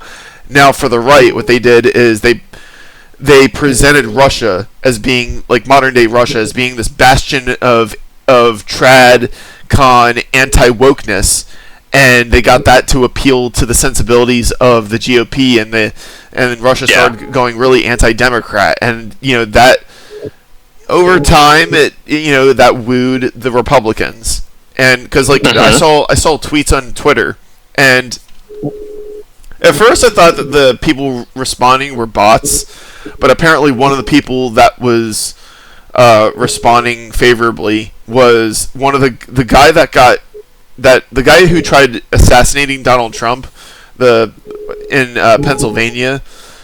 I think it was Butler, Pennsylvania. The guy he ended up killing was one of the people that was replying, so I'm sure some of these are actual real people. There was like a tweet that showed a picture of like 4 different people. Like I think it was Hillary Clinton, Dr. Fauci, Bill Gates, and Vladimir Putin. And it's like, if you could only save one of these 4 people, who is it going to be? And of course, all the Republican MAGA maggots were saying, "Oh, Vladimir Putin, 100%, very easily. They wouldn't even hesitate. I wouldn't even hesitate." And it's like, okay, so these people are just open traitors to the United States. Because a lot of the problems that we're dealing with, because here's the thing, Putin is not a friend to the GOP. He's acting in his own interest, and he hates the United States. He is opposed to U.S. interests, and it's not that I'm super sympathetic to everything that our government has done. Our government has done a lot of things that I am very much opposed to, but Putin was absolutely wrong for invading Ukraine. There was just nothing justified about that. The Ukrainian people did not deserve the absolute hell that the Russians brought upon them. Now, maybe the United States deserves that hell to a degree. Maybe Albanians deserve that hell. But not the Ukrainians. They're such good people. They didn't deserve this. And to see Republicans basically suck Putin's dick, giving him free sloppy top, just disgusts me so much. And I kind of lost my train of thought, but I just remembered what it was that I was the point I'm trying to make is that it is possible to corrupt a democracy. It takes a lot more effort than simply bribing, say, the Democratic Republic of the Congo, which would not be particularly difficult to do, or the Central African Republic, because the Russian government and the Chinese governments successfully did that for a while until like China managed to piss off the Africans with their typical routine of, oh, we'll build infrastructure in your country, and then they send Chinese people over there to replace the native population. They don't give work to the people living there, and they treat the native population like garbage, try to replace them, and build infrastructure that just crumbles upon itself. That's what the Chinese did. Now the Africans are trying to kick them out. And it didn't take very long either. But corrupting a country that's like a dictatorship or an oligarchy is a lot easier than corrupting a country like the United States. But it is possible when our government really didn't. It seemed to me like our government could have done things to prevent this from spiraling out of control, but they were too apathetic or too incompetent to do that. So I don't know what your opinion on that is. I know I've been speaking in generalizations, but I could probably go into specifics if you want.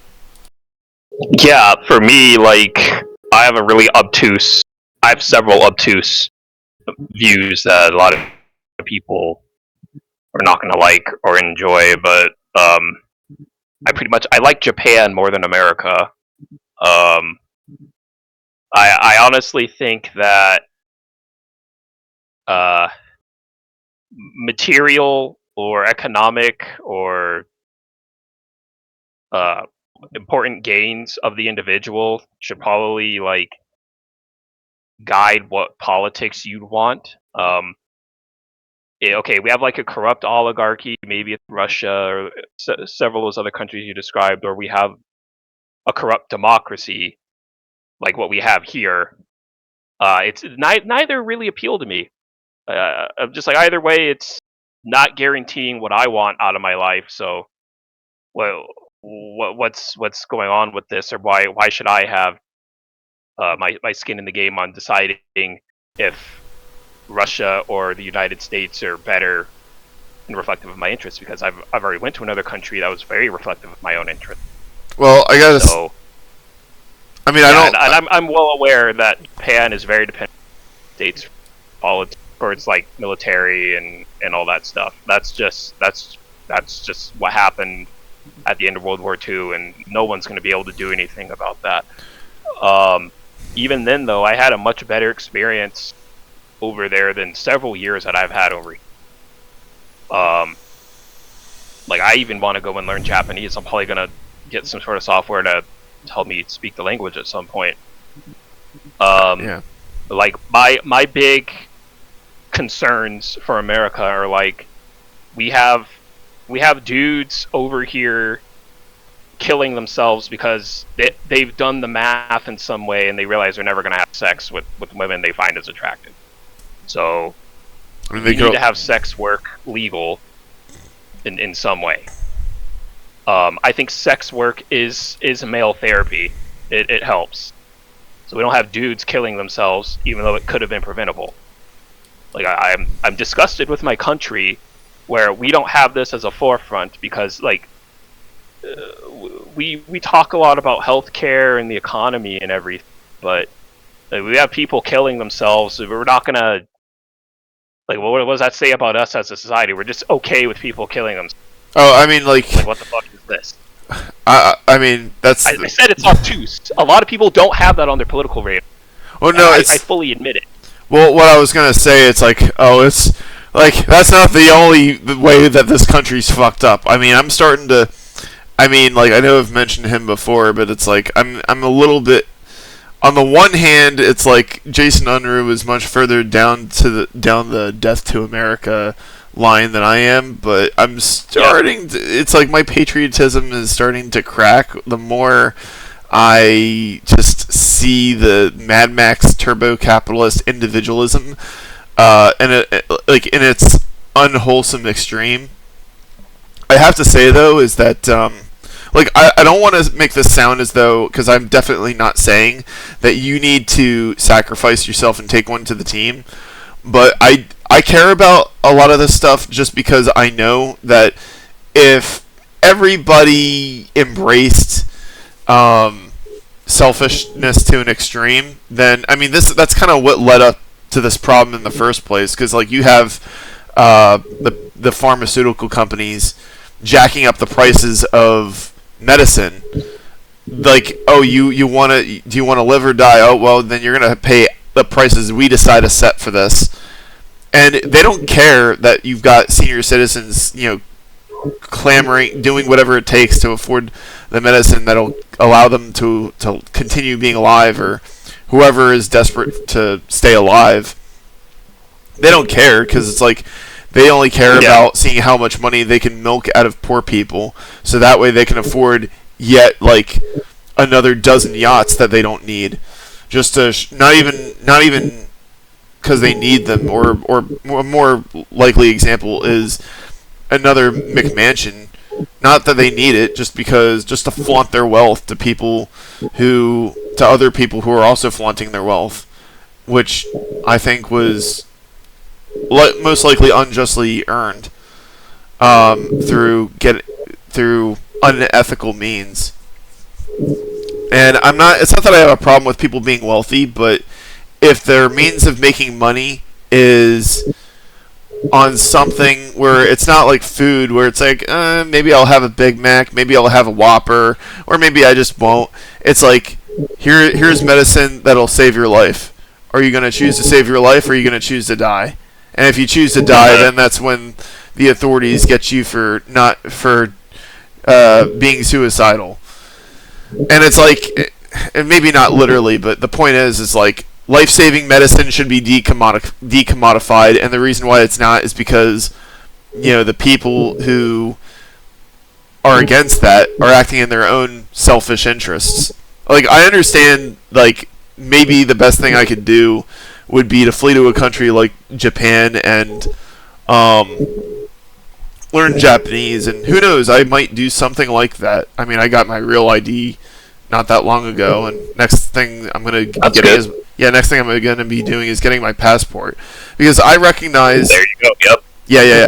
Well, I know that like great man theory is not true, but the fact of the matter is like, if enough people think a certain way, and if enough people act in a certain way, that makes the difference. The fact, like, one person doesn't change the direction of a whole nation of millions of people. Like, one person's not gonna put a scratch on anything, any which way. You need a fuck ton of people to do that. You need those PewDiePie numbers, which he's retired, so I can't even use him as an example anymore. You need you need those Asmongold numbers to make a dent. Like, if you can get like a massive portion of the population to sway the country to go one way or another, that's what'll make change. And people like Trump piss me off because he uses it for evil instead of good.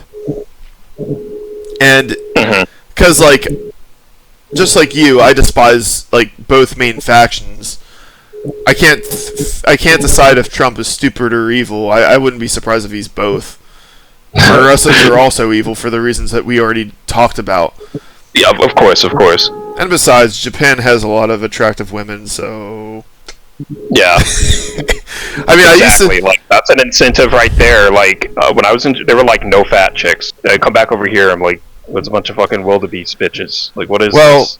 Well, I don't know where you are, but like there are attractive women that live here. The thing that really bothers me about a lot of American women is, and it could just be I live in an area where there's a lot of attractive women. They're not necessarily like they're not all supermodels, but a lot of them where I'm at are very attractive looking. Like last year, like one of the classes that I was in, most of the women were, I would say, below average, but there was like one really hot girl who was Asian. I think she was of Chinese descent, but she was an American, like an ABG kind. And I remember after I graduated last May, I was down bad for her. I couldn't stop thinking about her. And I was talking to her for a little while, but I found out from overhearing a conversation that she was having with other girls in the class about her boyfriend. I was like, damn it, apparently she was already taken. But that's like a repeated thing. Like, all the girls that are like a 6 or above in America, they're already taken. That's what I learned. So. I mean, yeah, it's kind of hard to tell. I mean, I thought it was interesting though. It's like we had a conversation in like in the beginning of last March, and then like one day when she and I were like walking down the hall together, like talking as we were leaving, she like brought up this conversation this offhand conversation that she had with us and me like 2 weeks before. It's like, oh wow, you remembered that. I don't know if that meant anything, but I was down bad for her. And the interesting thing is, like, when I was a teenager, I was only attracted to white women who had dark brown hair and brown eyes. Like, they had to have all those specific traits. I think that I've probably calmed down my standards a little bit since then. So, yeah. I mean, it's not that I'm not saying I'm lowering my standards, more that I'm expanding my horizons. But I'm never gonna find a 300-pound sphere attractive looking. I think that if somebody willingly dates or especially fucks a 300-pound sphere, that would justify such a person being euthanized. Damn. Hey, if you're that into aesthetics, like who am I to say like you're wrong? I think aesthetics are important. So, but like, so like that's one thing. Like, nothing about like the major issues that people talk about when they're engaging in politics or saying what their political party is really aligns with what I want. And I used to like the company I worked for. I was like a research assistant, and then I became a supervisor. And you look at the questions you ask people; it's always the same stuff. It's like cost of living crisis, concerned about foreign policy, concerned about immigration. It's the same stuff. It's like none of that stuff really affects me or interests me into what I think is important about how people what people expect out of life. Sex is one of those things. Yeah. That's not even there. And then like healthcare was one of those issues, and then I guess UBI could fit in with cost of living. But like I had one of my best friends, he had a sinus infection for the past like 9 months, and he wasn't able to get his medicine for it until about a few weeks ago. And it's like, that's pathetic. We should have a system where like you shouldn't go that long needing medicine and you don't have it. If he had UBI, he could have bought his own medicine. But we don't have UBI.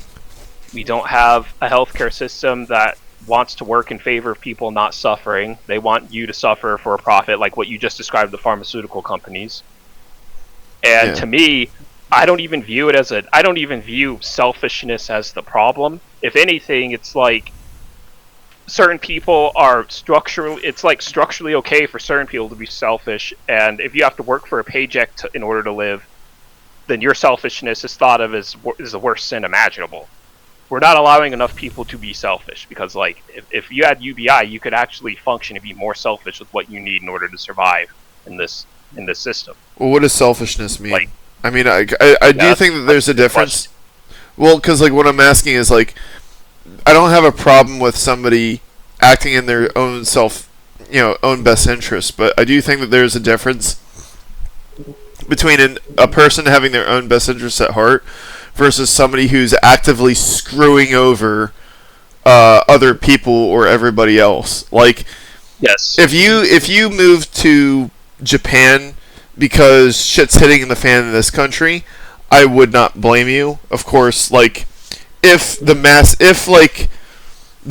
in the United States, whether that be these progressives that are rioting against ICE or Americans, hypothetically, if Americans in general like rose up against everything that was fucked up about the country and they actually held the politicians accountable, and we got fixed all the problems that we had by like forcing all the positive change that we would need, saying like, okay, you don't want us to assassinate more health insurance CEOs, okay, no, like healthcare gets decommodified or we're killing all the leaders. Like if hypothetically speaking, if there was if Red October came here and it didn't get hijacked like by another Stalin, then yeah, hypothetically like that would be a better outcome. The problem is, but on the other hand, it's like I don't think that that's going to happen, and if you fled to Japan because you read the writing on the wall, I wouldn't blame you. And I don't want to sound like I'm blaming the little people, because the people that are really to blame here are the main characters. You and I were not the main characters of the story. Donald Trump, Elon Musk, Vladimir Putin, they are the main characters, and they're all bad people. Yeah. Like, to me, there's like egoistic self-interest, which is what everyone has. I don't believe in altruists. I don't even think it's necessary. I think what's necessary is to have a system of steps to achieve goals. That's how people make good lives or existences for themselves. The issue is when you have like perverse incentives by the government involved in entire systems of monopolization in the legal system. So you end up with like a system is how it is now, where it's like you could take something. Let's go with like divorce, right? You can make an entire industry out of divorce. Like no one's born like, oh, I have an inherent self interest to profit off of people's broken ass marriages. Like no, that came about from, I would argue, really bad policies and bad social movements coming from the last century. Uh-huh. Like people kind of it's kind of like what happened with 9/11. Some stuff should have been just temporary, or maybe it should have been like a stopgap, but it became permanent and entrenched.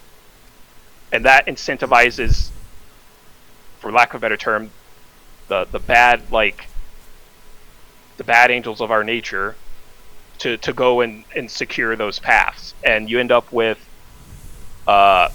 people suffering for several months when it could have been an easily solvable problem.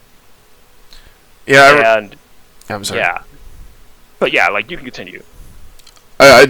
You just got me to remember a point that I wanted to make earlier.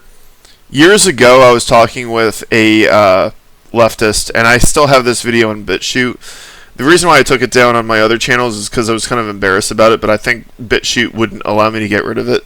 So it's still up there, and I'm kind of glad that I still have it up there, just because I think that it's worth keeping up for historical context. The leftist that I talked to, Red Bonaparte, he did mention he's a leftist, so you got to take into consideration the source. He made a differentiation between Marxist feminism, and what he called bourgeois or liberal feminism, and that the Marxist feminism, they were the ones who were like genuine egalitarians who wanted equality and socialism than communism. And then you've got the bourgeois liberal feminists who are basically just misandrists. And I went and cross-checked this a couple months ago, and it turned out that the CIA and the Rockefeller family was actually behind it. They were behind the bourgeois misandrist feminism. It wasn't just the Rockefellers; it was also the CIA. I wouldn't be surprised if the CIA, because here's the thing, it's the same CIA that was behind a lot of different coups, including the coup that overthrew a democratically elected government in Iran that led to the Shah being reinstated. It was the same CIA that orchestrated the Abu Ghraib prison scandal in Iraq, which I don't recommend looking up unless you want. That's horrific. Yeah, I know what you're talking about. Yeah, pretty horrific. Yeah, they're the same people. Yeah. Like these aren't people that are crazy. These are people who are actual demons. These people are evil. These are the main villains of real life. So I kind of forgot where I started with that tangent. Yeah, you started with the distinction between bourgeois feminism and Marxist feminism. I forgot where you left off. That prompted me to bring all that up. But I do remember. I think we were talking about the difference between selfishness versus self-preservation, or self-interest. I don't have a problem with self-interest as long as it doesn't go too far, basically. Yeah, and a part of politics is trying to delineate where that line is. And a lot of people are upset, me included, that line can be co-opted for corporate interests that disadvantage millions of people, and it makes them suffer. Because I just want to say, like, I'm not against. Well, I really don't want to like talk over you or dominate the conversation. I don't know if there's something you wanted to say. No, it's fine. I would like to point out that I am not against individualism. I'm not like, because I think that collectivism can go too far. Individualism and collectivism. I hate to call myself a centrist on this because the word centrism and moderate kind of is corrupted, but I think that both collectivism and individualism can have unhealthy extremes, and earlier we were talking about the unhealthy extremes of individualism. But when I was doing my reading of the Soviet Union and other Marxist-Leninist states, I was reading some things that did kind of bother me. Do you think it's evil? Well, actually, no, you would believe that it's evil. But I got a question for, like, not progressives, but, like, self-described communists watching this. Would you think it would be evil to force people who don't want to have children to have them against their will? Because we would think of, like, the GOP doing stuff like that in the face of people like Elon Musk 2 years ago. Actually, no, I think it was 3 years ago. Elon Musk said that he wants to ban people who don't have children from being allowed to vote, and he wants to start stripping away rights from people that don't have children, which would include you and me. Yeah. And of course, Elon Musk and the Republicans are very right-wing, but that actually is kind of a collectivist policy. And these Marxist-Leninist states had similar policies. I don't think they took away their right to vote, but what they did do is they did a lot of bachelor taxes. The Soviet Union, during the Stalinist era, came up with a bachelor tax that heavily taxed men who didn't have any children or were unmarried. And that policy only got abolished when the Soviet Union collapsed. And that's just one example. Like right now, North Korea, I think, is smart enough to not just like send everybody to grape camps to force them to have children they don't want against their will. But I don't know if you saw the video where Kim Jong-un was giving a speech. He was crying, begging North Korean women to have more children. He was saying that they were going through like a population decline crisis. Yeah, and the North Korean government, because here's the thing, is like you got some people that try to claim that communist or Marxist-Leninist states are very pro-reproductive rights across the board all the time, and that is just not true.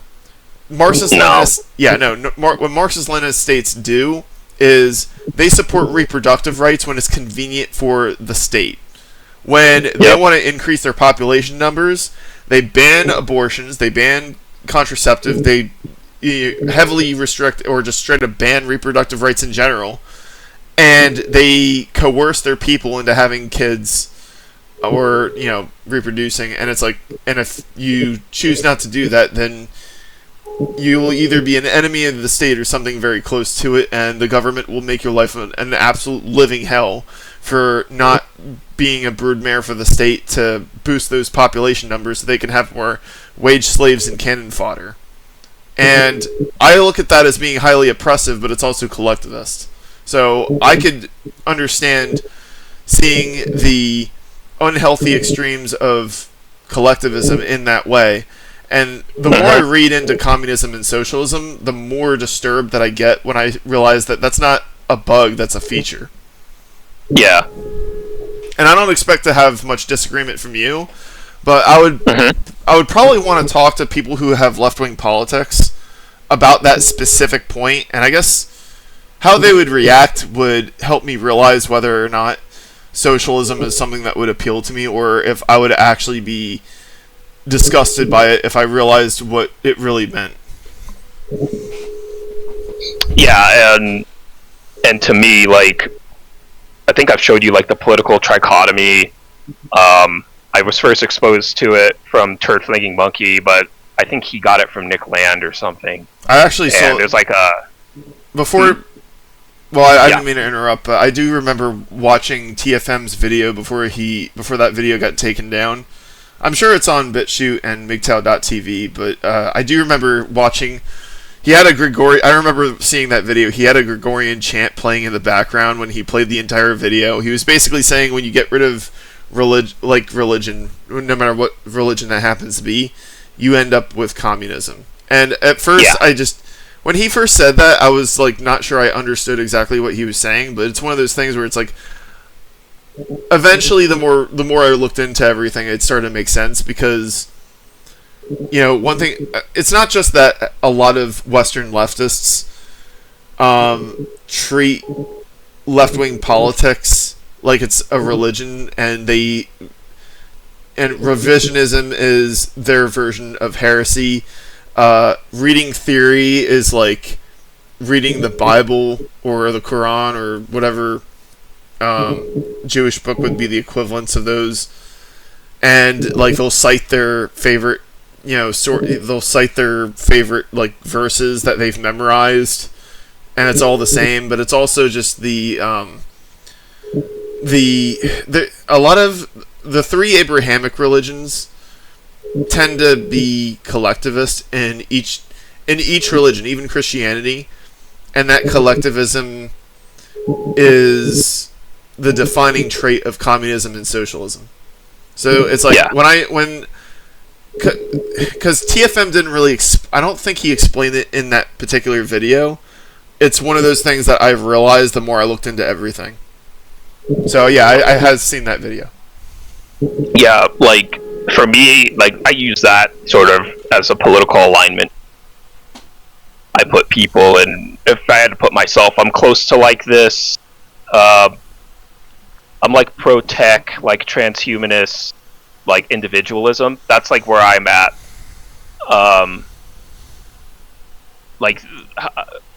And it's strange because you mentioned like the sort of bourgeois liberal feminism and the type of Marxism that also claims itself as being feminist. But like the liberal they're both gynocentric. But the liberal feminism still wants to be egalitarian, but because it's feminist, it's asking the question of trying to put women's self-interest above that of men's. Well, that's not really advocating for equality. That's advocating for female supremacism, because well, they have to do that because even liberal bourgeois feminism still has to appeal to certain types of historical arguments in order to justify that more. Well, when you look at a lot of those arguments concern like the vote and women being able to work and stuff like that.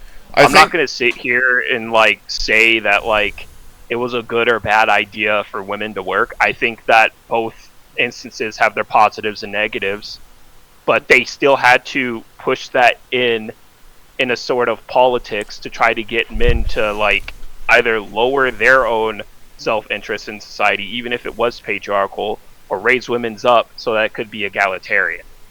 Well, that's pretty much my point.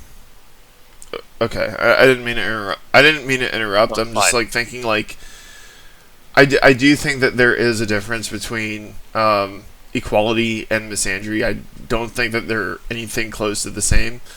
I think that the bourgeois liberal feminists are just, there's not really much more to them other than misandry. I do think that they're the ones that aren't in pop culture and in entertainment have to take themselves more seriously, whereas like the ones who are allowed to go mask off are the ones in entertainment. They just show just how disgusting they really are, and they show their full hand. And the thing that angers me the most is there seems to be zero consequences for them. And I wouldn't be surprised if they're getting help from the CIA, considering all the fucked up things that the CIA is behind. But I don't think women being allowed to work is a problem. Like, it's one thing to say, like, you don't want to have feminazis as coworkers. That's understandable. But, like, if, let's say, hypothetically, women were not allowed to work, the government would then be like, okay, now you have to support women if you're male. Either, Because, like, with Elon Musk trying to coerce us into getting married or having kids, like, what do you think the government's going to then do? So it's one of those things where it's like someone who says, "Oh, well, let's just make it so women aren't allowed to work." Okay, well, then we're just going to go back to a system where we're going to be forced or heavily coerced or strong. Yeah, that's it's a type of traditionalism that those people would want, right? And on the trichotomy, that would be the type of more right-wing traditionalism that's not communist and not individualist. Yeah. And the three, like, TFM, he already acknowledges that the three camps cannot get along because they have conflicting values, and he's right. So I guess yeah, I'm sorry. Yeah. Well, I guess you pretty much have to pick. Everyone's going to be in one of those three camps. Like, that's why I don't buy when people say they're like, "Well, I'm a centrist." It's like, but you have goals, and what are they? And as soon as you say what your goal is, you can be fit into the political trichotomy in some way. Yeah, I don't mean to say that I'm an enlightened centrist, because I might not be. I think I'm just fine. Not. If anything, like, I might just be, like, not 100% sure exactly how I fit into the political trichotomy. Yeah. Because, like, I've taken the political compass tests, a whole bunch of different ones, multiple times, and I got wildly different answers, depending on what kind of thoughts were going through my head at the time, depending on what my understanding of politics was at that given time. And I think the reason why I've rebranded myself as American Nationalism, or AMNAT, making a joke off of INGSOC. Yeah. I wanted a rebrand that was easier to say than Gynocentrism Watch, because a lot of people couldn't even pronounce that, and people assumed that I was a tradcon, and I had to put out disclaimers. I think what I'm trying to say is I'm having somewhat of an identity crisis. Beyond being an MRA, I really don't know exactly what way I lean. And a lot of the MRAs are kind of cringy, not just because a lot of them are getting nothing done, but the pro-male collective that I was sort of involved with a couple of years ago were very disappointing people, and I got kicked out, of course, and because they wanted me to be, like, anti-Ukraine, and I was like, nah, I'm not doing that, fuck you. And they were trying to control, they wanted to have, like, complete control over everything that I was saying and doing, and they were like, you're not allowed to think differently, we think and vote collectively. It's like, you guys are off your rocker. If you actually accomplish anything, then good on you, but I'm not your bitch. Yeah. I think I had a similar problem. They didn't like sex dolls and sex robots and stuff. Yeah, so I ended up just, like, abandoning it. Yeah, I mean, like, because that's an example, and that right there is an example of collectivism gone too far. And yeah, it's that same impulse. I think I am largely an individualist. Obviously, I see the problems with the unhealthy extremes of individualism, but I think I lean heavily in the libertarian direction. And I don't want to call myself, but I don't call myself a libertarian because there are authoritarian measures that I'm actually okay with. You know, I think I may have actually shifted. I think that the politics over the past 10 years, in some ways, has gotten me to shift closer towards authoritarianism in some regards. Or that could just be progressive gaslighting, where maybe I shouldn't even say that. Because, like, the ICE raids, while I do think that some of it is being bungled, I'm not really against illegals getting deported. And if you're watching this and you're gonna type up a bitch fit in the comments section about me being okay with deporting illegals, why are you okay with Mexico doing it? Or, like, do you just not want any border security for any country, or do you only have a problem with the United States doing it? And that right there is a big problem that I have with a lot of tankies, is they're basically just hypocrites. Now, some of them just openly admit that they're just pro-team, that they're on team China, Iran, and Russia, and it's like, okay. But then you get people like Second Thought or J.T. Chapman, who he likes to present himself as like this reasonable political commentator. But of course, if you see his tweets, you'll see that he's a hypocrite who just hates the United States, and basically, like, there are things that the United States do that's bad that he will call out, but he's okay with it so long as China, Russia, or Iran does it. And I see through the hypocrisy. Yeah. And that's the thing that really annoys me about people on the left in general. And that's not just progressives, that's like people on the left in general. Maybe not everybody, but a lot of them, is that they're just hypocrites, where the full extent of their politics is the United States is bad, but anything bad that the kind of things that the United States does, if Russia or any other country that is anti-US or just any other country in general does it, then it's excusable.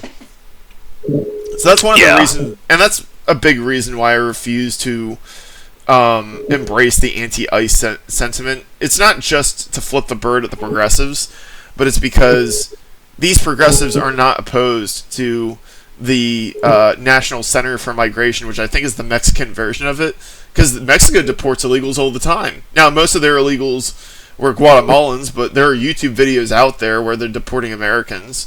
In fact, right now, Mexico is turning away Americans, saying, yeah, you can't come in the country, and they're deporting a lot of Americans who overstayed visas and stuff. But the funny thing is, I don't know if I mentioned this last discussion, this has nothing to do with the Trump administration. Mm-hmm. The reason why this is happening is because during COVID, a lot of American, what they call digital nomads, and it's not just Americans, it's also like people from other countries. Even Russia had digital nomads. People from like a whole bunch of different, countries, whether it was Western countries in general, or even countries that weren't Western, like Russia and China, just developed countries. You had people coming to like Mexico City, and they gentrified the shit out of Mexico City, and pushed out the native population. And they didn't integrate. They brought their own culture, their own money, their own languages with them, and they pushed out the people that lived there. The Mexican landlords were like, hey, these people have more money. We're going to kick out the native population because they can't pay us as much money. We're going to raise the cost of living, and we'll make a killing. And now you've got Mexicans doing pogroms against foreigners, particularly Americans, because that's the majority, that's the lion's share of them, and saying, like, speak Mexican, use pesos, buy locally, or get the fuck out of the country. Oh, you're not going to leave? Well, we're gonna smash up your stores, and we're going to beat the shit out of you until you leave. And while it is easy for me to just like point and say, well, they're Hispanic, you can't expect them to not act like wild animals. We got people in this country who are not Hispanics who act that way, so I think it's a zeitgeist. But at the same time, I don't want to sound like I'm a complete asshole dismissing their frustration, because I would probably be one of those people if I got thrown out of my home because the person who's like the landlord decided, hey, I could kick this person out and get somebody who's going to pay more money. Yeah, it's like that's the U.S. dollar is world reserve currency. Of course, they're going to go with what type of money is more in demand. Like U.S. dollar is more in demand than a peso. Another reason to learn Spanish. No soy gringo. Soy mexicano. Soy mexicano. Soy mucho gusto. Soy mucho gusto español. Yeah. I got a feeling that's not going to sound convincing. Although, before I lost my job, I actually did have a conversation with one of the Mexican dudes that was there. And I did speak Spanish to him, and he was excited and impressed that I was speaking Spanish, even if I was only saying a few phrases. He did correct me a few times, but, he was very impressed that I was speaking Spanish. He was like, I'm trying to learn how to speak English. Yeah.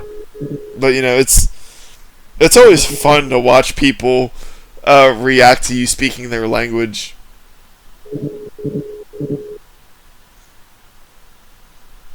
Yeah, that's one of the things with Japan. Like, they want people, like, they're okay with immigrants as long as they assimilate and respect, like, Japanese culture. Even Sanseto, like the really right wing party, like, they said they want people that like Japan, enjoy Japan, don't want to change it and stuff, and I find that respectable. Yeah. Like, they just had snap elections, and I think the LDP or whatever has like a supermajority, so they can make amendments to their own constitution, and they're going to start like doing stuff with immigration. And I mean, it's not going to affect me. I don't think it is, because I don't know if I even want to necessarily live in Japan long term. I definitely probably won't be living in the U.S. depending on what happens in my life circumstances. But I was just thinking, passport broing around Southeast Asia, and then I go to Japan whenever I want for a few months of the year or something, and then I go back. So, but like, I'm not from some, what I would say, like, problematic culture where I'm trying to change Japan and do all this stuff. Like, they're deciding to enforce more limits on, like, type of Islamic demonstrations and stuff. Oh God. Like, they're trying to not they're not going to be building like any more mosques, is what they said, and they got mosques in Japan have, like, too. Yeah, and they're not going to try to have like what was it, like, Islamic burial sites. They said the Japanese government pretty much said, we're going to repatriate like a Muslim person's remains to their country of origin, which makes sense. Like, yeah. Because in Japan, their culture around like what to do with corpses and people that are dead is cremation, which makes sense. So you got to conserve. They have to think about space stuff. You can just have like Muslim burials all over the place, and because of Islam, I guess they don't want to be cremated. Well, sorry, it's Japan. You don't get to just go there and rule their country. Yeah, they don't want to. Yeah.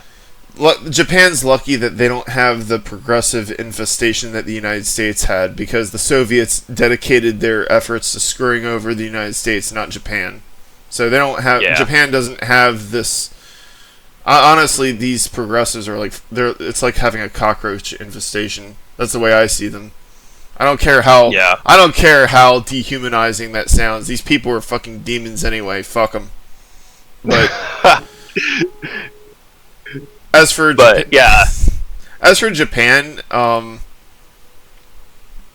was gonna make a joke. I was gonna agree with you, but you continued. I was gonna be like, "Hi, yami kudasai." I shouldn't even say that, honestly. But the funny thing is like, I actually had an interest in Japan when I was little, and it had nothing to do with like weeaboo's reasons for liking Japan. When I was a little kid, my parents introduced me to this World War II board game. Yeah, I don't know if you've heard of it, called Axis and Allies. Mm-hmm. And I was like enamored with the Imperial Japanese. And it's not that I'm a fascist. Like, it was more like I think the uniforms are cool, but instead of me being a Wehraboo obsessed with the Wehrmacht, it was Imperial Japan. Now, I didn't know about the war crimes and stuff because I was like 6 years old or however old I was, but I was like obsessed with like the Imperial Japanese. So I was into and that's before Japan, became modern in the way it is, and has all the stuff that everybody likes about it.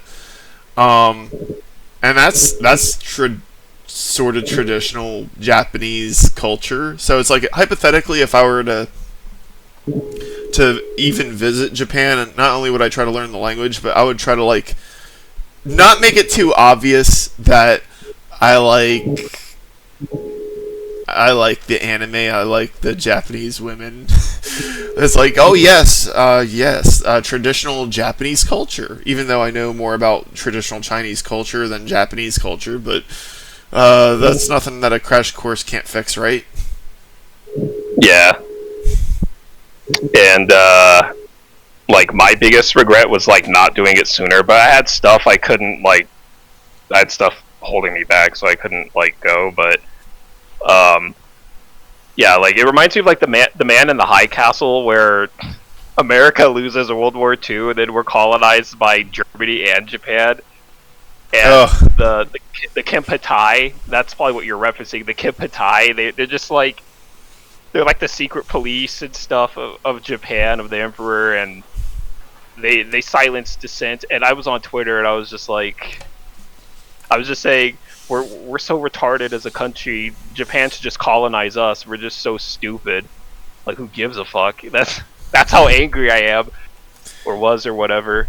Well, and it's like a hideous thing to say, because I'm aware of the horrible that Japan did during World War II to like China. Like, one of my professors he's a Chinese history teacher, and we had an entire lecture on the rape of Nanjing, and it's some pretty horrific stuff. And there's like this cultural sort of like, what do we do when we teach Japanese history in Japanese schools? Do we teach the kids about this because they might end up hating their own country? And what they were saying was like, we don't care about that stuff from World War II, because if we teach our children, they'll end up looking like America. No, they'll look like. What do we teach? No, you know what'll happen is they'll end up like Germany. Germany is now super pussified. Oh yeah, because that's potential too. Because here's the problem: is like, it is true that the Holocaust was was one of the worst pogroms, if not the worst pogrom that's ever happened. It was incredibly evil, and I think that if you read about all the fucked up things that happened during the Holocaust, and if your blood doesn't boil, you probably have already lost your soul to the devil. That being said, I think that Germany took that a little bit too far, and they pussified themselves to the point where they no longer even have a military, and their own population doesn't want to fight for. Not only will they not fight for their own country, they don't even want to fight for NATO. Like, their population has gone full traitor, and you can't. Yeah. That is a suicidal country. The thing is, Germany is a relatively young, like, Germanic people, like, the German people have existed for longer than modern Germany has existed, but, like, Germany as a unified country it was unified in, like, the 1870s, I think? Because before that, it was just it was the Holy Roman Empire, which is the First Reich, and it was just a collection of German countries that were fighting each other all the time. For money, apparently. Yeah. But yeah, you don't want to. Here's the thing: if we're really going to go down the who did it worse, I mean, there was I know that I mentioned Jason Unruh in the past, and I'm not a huge fan of this guy, because like when I watched his debate between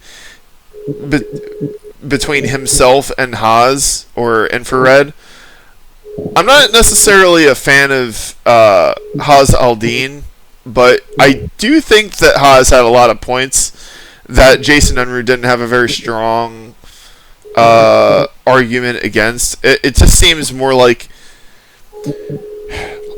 because on the one hand, Haas is very pro-Russia and very anti-Ukraine, and that's something that I got a problem with. But Haas does bring up a point that is and this is something that is mainly coming from me, but this is a point that's to be had. Yes, the genocide against the Native Americans was evil, and the natives deserve to have whatever power they could whatever power and land ownership they could possibly have. But realistically, what are we supposed to do? Like, what Jason Unruh basically advocated for was like something akin to whites back to Europe and give all the land back to whatever native tribes are left. Realistically, Russia and China would just conquer this land and just genocide the remaining natives. Like, realistically, it's not in anyone's material interest to do, and like all that would do is it would just satisfy his white guilt. And I really don't think that is a legit, like, I don't think that that's a realistic solution. Yeah. Take this into consideration. It is true that the U.S. federal government screwed over black people back in the 1800s and probably even the early 1900s. It is true that the U.S. federal government was behind the was not 100% behind, but had a big hand in the 1921 Tulsa race massacre that destroyed what was Black Wall Street. But here's the thing, like, I've been to a few government places. Like, Black Americans make up a lot of federal, like a lot of government employees. A lot of government employees, whether they're police officers, people working at like the DMV. It's like a large portion of them are black. So it's like they didn't need to really take revenge against the federal. Well, I mean, the people that did all the bad shit, they deserve to burn in hell. Like 100% agree. But black people took these organizations over, basically. So if you take revenge against the federal government, they'd be taking revenge against their own kind. So yeah, how do you? I don't know how to say how do you like them apples without it coming off as cringe, but it's like what do you make of that? It's just I don't know. I guess I don't know what I'm saying, but it's like I don't think that. I mean, I guess the reparations had already happened with the Biden administration giving it to black farmers. I don't like Steven Crowder. I lost respect for Steven Crowder a long time ago, back in 2018. But this was another. This wasn't the final nail in the coffin. This was banging the coffin more shut than it already was.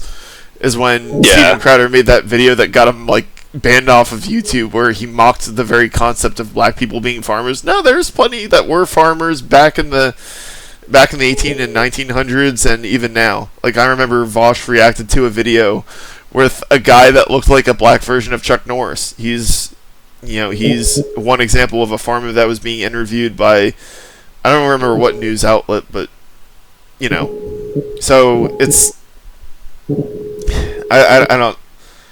I kind of forgot how I started all this. Fuck. Yeah. I'm like a jet engine. Once I get started on a rant, I just keep going, and I forget how I started on this rant in the first place. Nah, that's fine.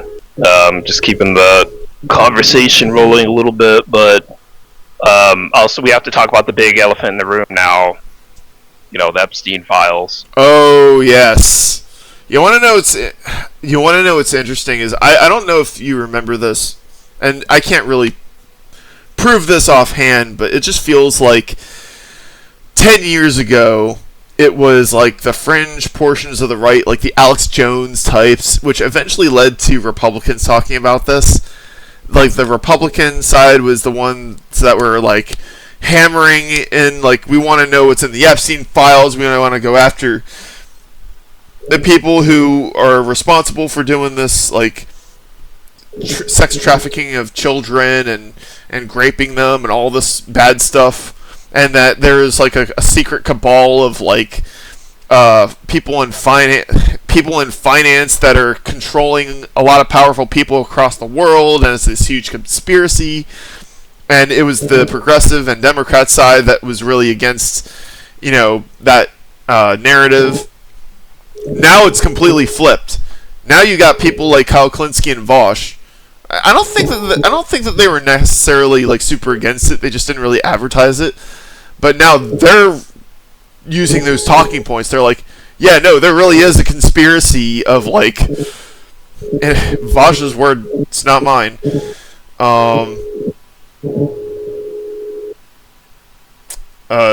Jewish PDF financiers actually having like blackmail over very powerful politicians, because you got Jeffrey Epstein.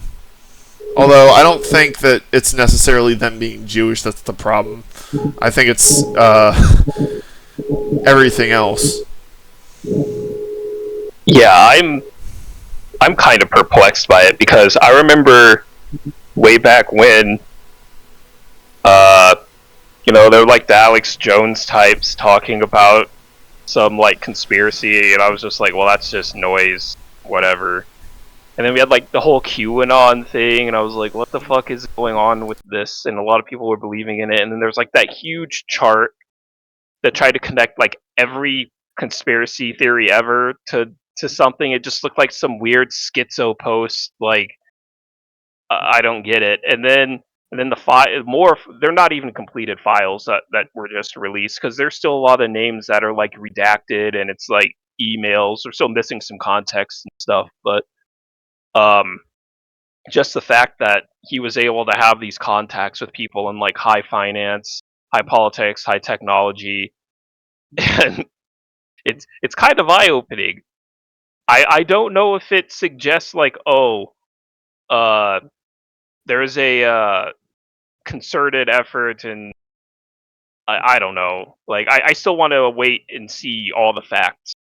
But the fact that he apparently Noam Chomsky called him his one of his best friends, and Noam Chomsky saw him as this like left leaning socialist adjacent intellectual that a lot of people pointed to in the like atheism sphere for politics, and and that he knew like Epstein and called him his friend is kind of crazy. To be fair, like I remember He might watching. not have known everything about him, but like it's just weird. But yeah, continue. I'm sorry. Well, I didn't mean to be interrupting again, but like I do remember watching that. I'll admit I was watching this from an Asmongold reaction video of Steve Bannon interviewing Jeffrey Epstein. Jeffrey Epstein doesn't seem he doesn't, just from watching that interview, he doesn't seem like a particularly weird guy.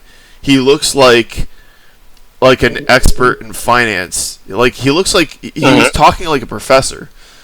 But he wasn't talking. He wasn't talking in like Alan Greenspan Fed speak. He was talking about banking in a way that broke a lot of these concepts down in a way that's very easy to understand. And he strikes me as someone who can take. Well, the funny thing was he was saying that like banking and finance is not that complicated. The people that are in that line of work want to make it seem as complicated as possible because they want to keep it an exclusive club because they make so much money doing it. And he was explaining things like the 2008 financial crisis. I mean, he was being interviewed, so he was being asked questions. He was giving answers. And I'm just thinking, like, this guy apparently trafficked children for,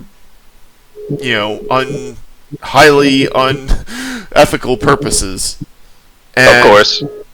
And the reason why Charlie Kirk, of course, before he got assassinated, because I remember Charlie Kirk before he got assassinated, and I remember he was like, when Trump was implicated, all of a sudden Charlie Kirk did a 180. He's like, oh, no, we gotta stop paying attention to the Epstein shit. I wouldn't be surprised if he was just a paid political actor. A paid political hack is what I meant to say. Yeah. I don't think... Because, like, as much as I hate the people that were gloating over his death, because they were also the same people saying and doing all this other fucked up shit that you and I both hate, I'm not going to miss having Charlie Kirk around. He was not contributing anything really all that positive to the... Because, like, he may have been more presentable than Nick Fuentes, but I think that Charlie Kirk was a more serious political actor than Nick Fuentes, who's just... Nick Fuentes is basically a Twitch streamer. All he does is rage bait. He's got no real agenda to build to anything, because now his side actually won. Like Nick Fuentes' politics from 2018 is now the federal government. But now that is the power, like, he's lost his edge, and now he's going woke, supposedly, because he's got to remain edgy and against the power, so to speak. And so I look at him as being... I mean, I've always seen him as being a joke and an idiot, but I don't think that he's serious about the politics that he's known for. Whereas Charlie Kirk, I think, was actually building towards that. But that's all besides the point. I caught myself on a tangent there. With Jeffrey Epstein, I don't know. I haven't really been reading through the files. I'm gonna be honest. this is gonna sound fucked up, but I just don't. I never really cared about it that much. But Yeah. at the same time, the fact that Trump was trying really hard to prevent these files from coming to light gets me think. Like, a lot of Republican hacks try to insist that Trump was actually a savior who cut things off with Epstein when he saw that Epstein was doing things to kids, blah, blah, blah. It's like, okay, so what does Trump have to hide then? Why does he not want these files coming to light? Why does he need the FBI to doctor these files? So, that's because both sides of the political spectrum are interested in the Epstein files, with the exception of Trump and his sycophants, one of which was Charlie Kirk. But there are people on the right that were like waving the pom-poms about releasing the Epstein files for decades. Like Alex Jones, I don't know if he's changed his mind, because I do remember he was like trying to downplay people's fears about Palantir, and I'm starting to think that Alex Jones might be getting compromised. I mean, you have that one guy, I think his name's Adam Green. He runs a YouTube channel called No More News, KNOW. Yeah, I've heard of that. Like, he created his own channel because he was pissed off at InfoWars, because from his perspective, they are sellouts.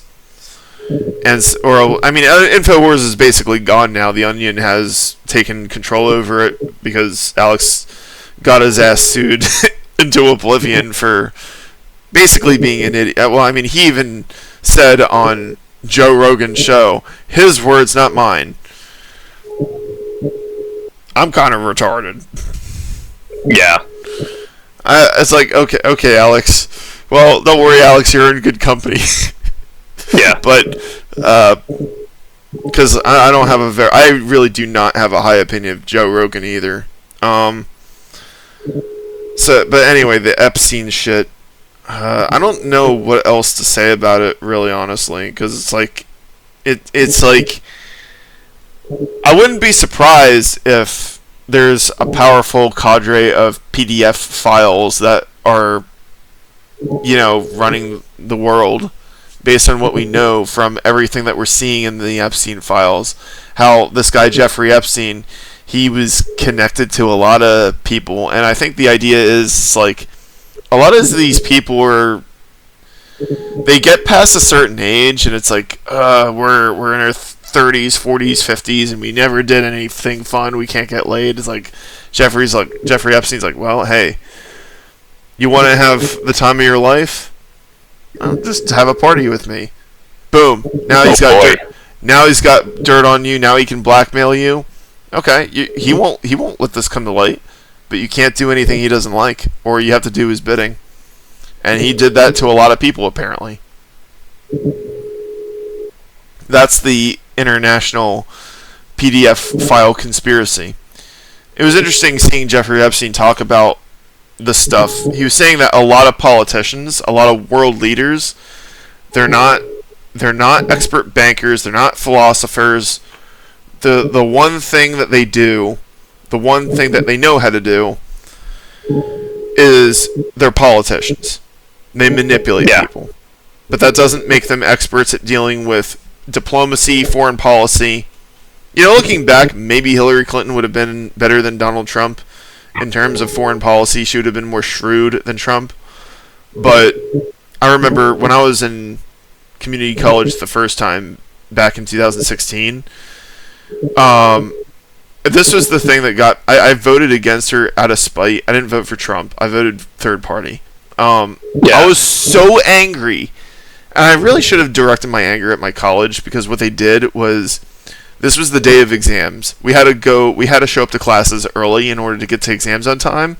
Well, our college decided to host a Hillary Clinton rally, where Hillary Clinton would be bringing her own supporters, because she couldn't rely on the people at our campus to show up. And so our college told all the students, like, oh yeah, you're gonna have to show up to your exams like a few hours earlier than the early hours that you have to show up earlier than early, like a few hours earlier than early, which is an hour or so early than the normal start time because the Hillary supporters are going to take all the parking. That by itself motivated me to vote against Hillary Clinton. I was like, fuck you, college. I'm going to vote against your candidate so she doesn't win. And maybe that was childish in the long run, but and it wasn't just me. Everybody on that college campus, whether they were Trump supporters, Bernie supporters, or like not taking a particular side, we were all furious when that happened. Yeah. So, let's see. I'm trying to look through the... Oh, yeah.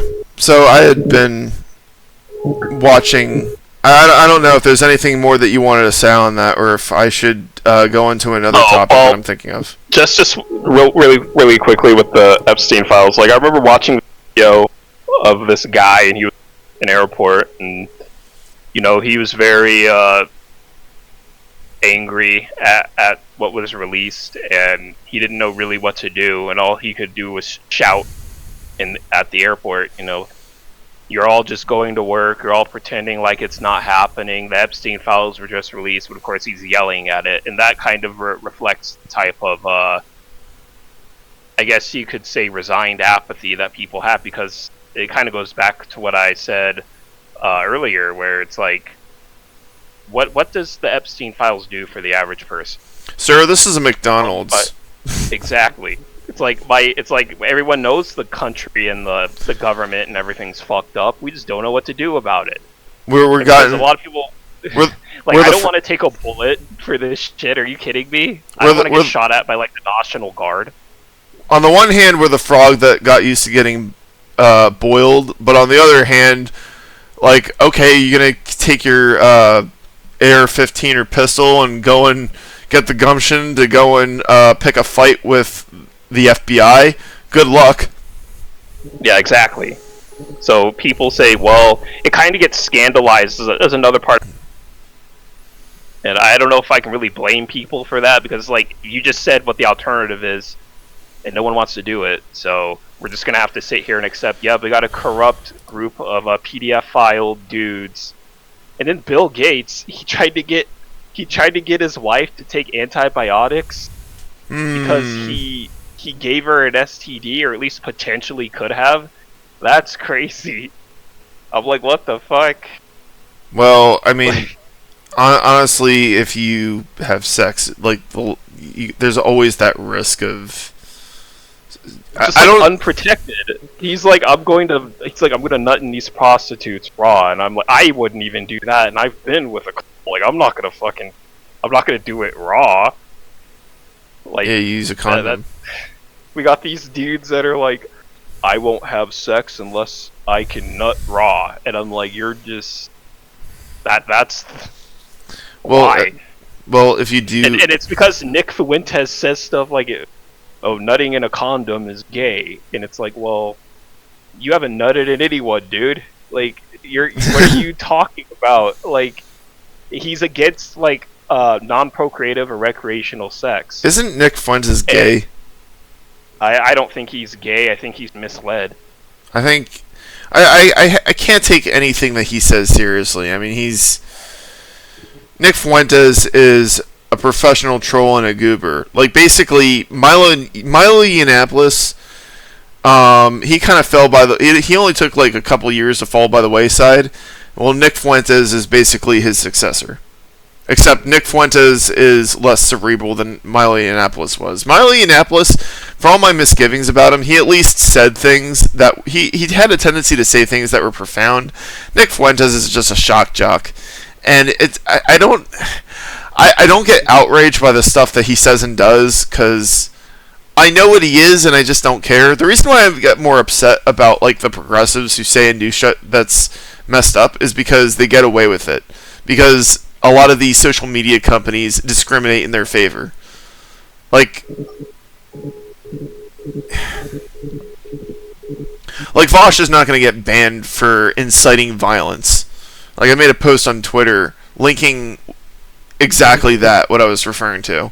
It's like, hey, can we get him banned off of YouTube? Obviously, the answer is no, because I don't have a following big enough to have that big of an impact. I actually got one of his videos temporarily taken down, but then YouTube brought that video back up. And it's like, see, I mean, I'm one person, of course, and I don't have a big audience like he or Asmongold does, or Ethan Klein. But at the same time, the point I'm trying to make is, like, Nick is on the losing side. He seems kind of gay, like literally gay, and he shoots himself in the foot all the time. I kind of don't care about him, and it's interesting just seeing his descent to where he is right now from 2018. Like, I first learned about him back in like early 2018 when he was on. Roosh V, and Davis Arini were all part of.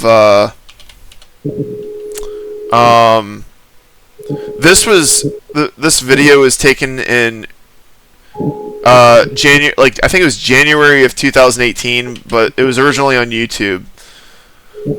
I'm gonna send it as a message. This is when I first learned about Nick Fuentes. That was back when he was like marketing himself as a traditionalist, tried Catholic, traditionalist conservative, and he wasn't doing Nazi stuff back then. Now he's just a goober, and I remember. I said when he was talking on the he was on the Piers Morgan show, and he was just like, "Yeah, the Nazis are cool or whatever," and I'm tired of pretending that they're not. You know, it was just wow. I kind of agreed with Vaush, where it's like Piers Morgan's response was to get offended the way like an elementary school teacher would. Yeah, exactly. If Piers Morgan, like if I was Piers Morgan, I would say, so do you like let me think. So I take it. Well, I know that you like the uniforms, like the short, tight pants that Hitler was wearing in most of those pictures, as opposed to like Stalin's handlebar mustache, looking like a strong sailor. I guess you like short pants on men. It's probably the reason why you were with that cat boy a couple of years ago. Like Piers Morgan could have just said, like, do you want to be in the bed with Ernst Röhm too? Like, is that what you want? Like, you know, there's all sorts of stuff that could be said, right? Oh yeah, like if I were Piers Morgan, I would have bullied the fuck out of Nick Fuentes, and it would not have been that difficult. And all he did was like finger wag at him, and I was like, "This is." Well, basically, what Piers Morgan did was he basically gave Nick Fuentes a chance to regain his lost pride, because like somebody smart enough, I think, like as much as I hate Vaush, I think he would have been smart enough to know how to dunk on him. I'm not sure. I think really scraping who would win in a fight, Vaush or Nick Fuentes. Well, Vaush is an evil piece of shit who's probably into kids, considering the scandal he got himself into 2 years ago, where he was caught with like underage lolly on his computer. I mean, it's one thing to talk about comments he made back in 2018. It's like, okay, people can change, you know, and he took back some of the comments he made back then, but like 2 years ago, okay, that's a lot more recent. He was caught with lolly on his computer, some of which was underage. It's like, okay, I think he's got a problem, and that problem ain't gonna be fixed with therapy. I mean, he's got a lot of problems now that I think about it, but the point that I'm trying to make is just like, even somebody like him could dunk on Nick Fuentes in that particular conversation, because Piers Morgan either fumbled it or he softballed him. But I remember Nick Fuentes from 2018. I mean, I remember I was learning about all these people. The only person that I knew of in that discussion that I linked to you was Roosh V, because like, man, Roosh V really fell off. Like, he's like a nobody now, but back then he was like a big name pickup artist. Or maybe years before that he was a pickup artist, and he shortly after that, like, I think he was a pickup artist in the 2000s, and then in the 2010s he kind of turned against it, and now mocks the pickup artists, and ever since he started getting a lot of backlash for his Bang books, where allegedly he date raped a bunch of women in a bunch of different European countries, he tried to escape all that by converting. He ate some psychedelic mushrooms, converted to Russian Orthodoxy, and moved to Russia. Yeah, that's what I remember of him. So, I mean, the thing is that Roosh V, I thought he was kind of, I don't want to say he was funny, because he was kind of like he turned into a far right, like, authoritarian. I don't know if I'd say he was a fascist, but he was kind of like, he was a bit of a weird guy. I didn't, like, feel anger towards him, because there's plenty of progressives to do that for me, and he kind of just went under. I don't know. Yeah. He's another goober.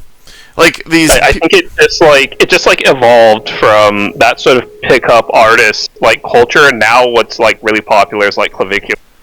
Oh yeah. You know what? That's another topic that I forgot about that I wanted to mention. Well, I mean, I'm not super well in the know of Clavicular, but it is really wild because like my youngest brother, who it feels like he was just a kid, just in middle school, just a few years ago. Now, because my youngest brother's the same age as Clavicular, and he's also a gym rat. Except Clavicular is using steroids and shit and all kinds of uncouth ways of being fit, whereas my brother is in the military and he's actually jacked, but it's like totally natural, and he did it the right way. Yeah. But yeah, it's like, man, kids these days. Back in my day, you worked out in the gym and you did it the right way. Now these kids these days are using the bone smashing. Back in my day, we had steroids, but most of us didn't use them. Back in my day, we didn't have any peptide. Yeah, I honestly just think it depends on what your goal is when you're looks maxing. Some people use it as an optimization strategy for several avenues in their life. If you enjoy it, whatever, go nuts. But you have some people that think that it's their only avenue to maintaining sexual access, in which case I would say going to Japan is a lot cheaper and there are a lot less risks. I will say, the one thing, I mean, my brother did convince me to go to the gym because I used to have, like, I think that has been better for my overall physical health, just starting to do that. One big change that I noticed is over the past, I would say, probably 10 years, I used to have major problems with having, like, Charlie horses in my right calf. Well, actually, yeah, in my calves, on my legs, I used to have Charlie horses all the time. And like if I bent my foot in a certain way, I would get it, and I would be writhing in pain for like 20 minutes. And now, ever since I started doing the calf extension exercise, I don't have that problem anymore, or I don't get it as easily. So I do think going to the gym, I understand being skeptical about going to the gym. Like, you got your incels who do it just because they think that, making themselves look good will get them laid. I'm doing it because it's probably the best medicine that I have, and also I'm doing weightlifting because I want to be physically strong to protect myself. Yeah. And if that makes me attractive looking, then that's just kind of like an added on bonus, but that's not the main reason why I'm doing that. I want someone to look at me and be like, if I fuck with that guy, he's gonna beat the shit out of me. Yeah. Like when I was in my 20s, I had a gym membership and I would go to the gym and everything. Mm-hmm. I was explicitly doing it to increase my odds on the sexual marketplace. For me, sex was the motivator for the gym. And then I pretty much got like red pilled, and sex being a motivator just killed it for me. So I was like, well, there's no point in doing this.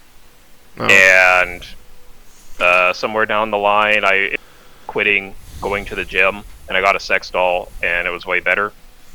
I was gonna. And down the line a little bit more, I went to Japan, and I was like, I wasted all of this money and time at the gym, and I didn't get what I wanted.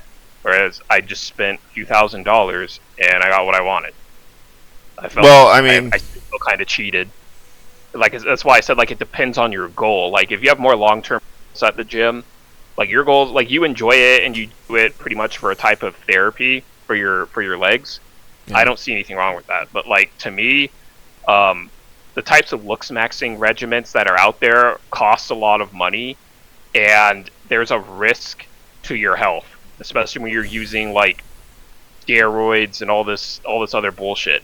I'd recommend like go to Japan or get a passport, whatever country you want to go to, see what it's like over there, and then decide if you want to go into a much harsher like looks maxing regimen. I wouldn't just jump right into it. I'll say this right now. I'm not doing any of the steroids. I'm not doing that bone smashing garbage. I don't do any of this newfangled shit the kids are into these days. But like, you know, I know even before all the new stuff, like they had steroids, they had all kinds of enhancement performing drugs. I stay away from all that crap. But you know, lifting weights to make your biceps bigger and stronger, I don't think that, you know, attracting women is the only reason why one would do that, or attracting people. That's not the only reason why you would do that. Let me tell you something. There's having worked some of the shittier jobs that I've worked at in the past. Some of the people that have physically challenged me looked and were probably a lot stronger than me. So it's like a big motivator for me is self-defense. I haven't explicitly stated that, of course, but I'd rather not people be on me. But the thing is, it's like, even if you're not doing it to attract anybody, you still probably should be doing it anyway because it's for your own good. As long as you're not like using steroids and stuff that's gonna mess up your body. Like Wes Watson, I don't know if you're familiar with Wes Watson. So there's a number of like YouTube channels of people that got out of prison, these ex-con prison channels. One of them was Wes Watson, and he got out of prison either in 2015 or he started his channel in 2019, and sorry, coughing. Yeah, he was talking about his experiences in 2019, and you know, when he was, you know, he records himself, and he was also on Big Herc's channel, you know, and back in 2019 he was definitely like muscular, like he was clearly a pretty strong guy, very, you know, he was in pretty good shape, but he wasn't like roided out. But years later, and here's the thing, even in 2019 there were a lot of people in the comments section hating on him, saying like, hey, he's lying about his experiences, he's a liar, he's a fraud. But it wasn't until like either 2 years ago or last year when, you know, he started getting like exposed for being a fraud. He was all roided out. He grew out his beard. He became one of these like Manosphere red pill types, like that Jack Murphy guy that Undead Chronic was dunking on. Wes Watson turned into basically one of those kind of guys. And it's like, I remember like learning about this, like, because I didn't really pay attention to Wes Watson's stuff for like years, and then I'm like seeing what he's up to now, and it's like, oh wow, he's so different now. He was kind of level-headed back in 2019, but like he started making videos where he started screaming at the camera, even when he was talking about saying stuff that was like not stupid, and now he's just gone crazy. And it's kind of sad because like other fellow ex-cons like Jessica Kent, who used to have some level of camaraderie or respect for him, it's just like, you've really fallen far if you got yourself thrown back in jail for something that you've been preaching against for years. Because he was originally from San Diego, and he was living in Los Angeles for a while when he like early on, and then he moved to Florida, and now he's like driving Lamborghini, shaming people for not like living like there's no tomorrow. It's just like, and it turned out that the Lambo was rented, so he's one of those like fake red pill, like alpha male. That's one of these alpha male influencers. It's just like he just. The problem is, I wouldn't be surprised if he was always a fraud, and that this is just him going mask off and just going full hog on it. I don't know, but yeah, but like before he got roided out and went full roid rage, he was in decent shape. Like, I don't need to look like I've got veins about to burst all over the place. As I think that keeping your body in decent shape and cutting down on the fat, like it's like the belly fat. If I could get rid of that, which would probably require a couple days of fasting, that's probably gonna make me live longer and die a less painful death. Taking care of one's own body, making yourself stronger. All these things are good for you in general. So, I guess my perspective is, if you're going to the gym and you stop because you think that it's not going to get you laid, I would still say you should still go to the gym for your own good, because it's good for you, and it's a cheaper form of medicine than what the pharmaceutical companies are going to try to extort out of you. It's like, yeah. I don't know how the women in Japan are, because I haven't really I have a non-existent social life. The most I've done is I've talked to a few women, but it never really went anywhere. I don't know if the women in Japan are more or less selective, or if you just have if we just have no shot over there beyond the soaplands. I will say this, is that I don't think I'm a particularly unattractive guy, but I don't think I'm particularly good looking in my current state. I think that I've got work to do in myself still, and I don't expect anything from anybody. But I am working on that. But even if my main motivation is really just for my own personal health, because not taking care of your health is how you end up like people who you'll end up like Boogie 2988 16 years ago, where he was very obese, parts of his body just stopped working, and it's like he was afraid he was going to die early. Eventually, I think a few years ago he started losing the fat, and he's gotten to be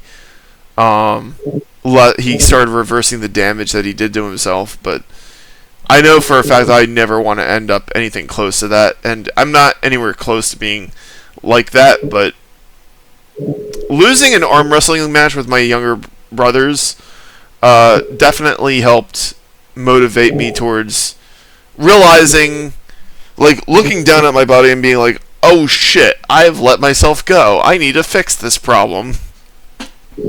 Yeah, and a lot of the gym, for me, the motivation, it depends on what your goals are. You have more long-term goals. For me, I've never had a weight problem, so I've always been a tall, skinny dude.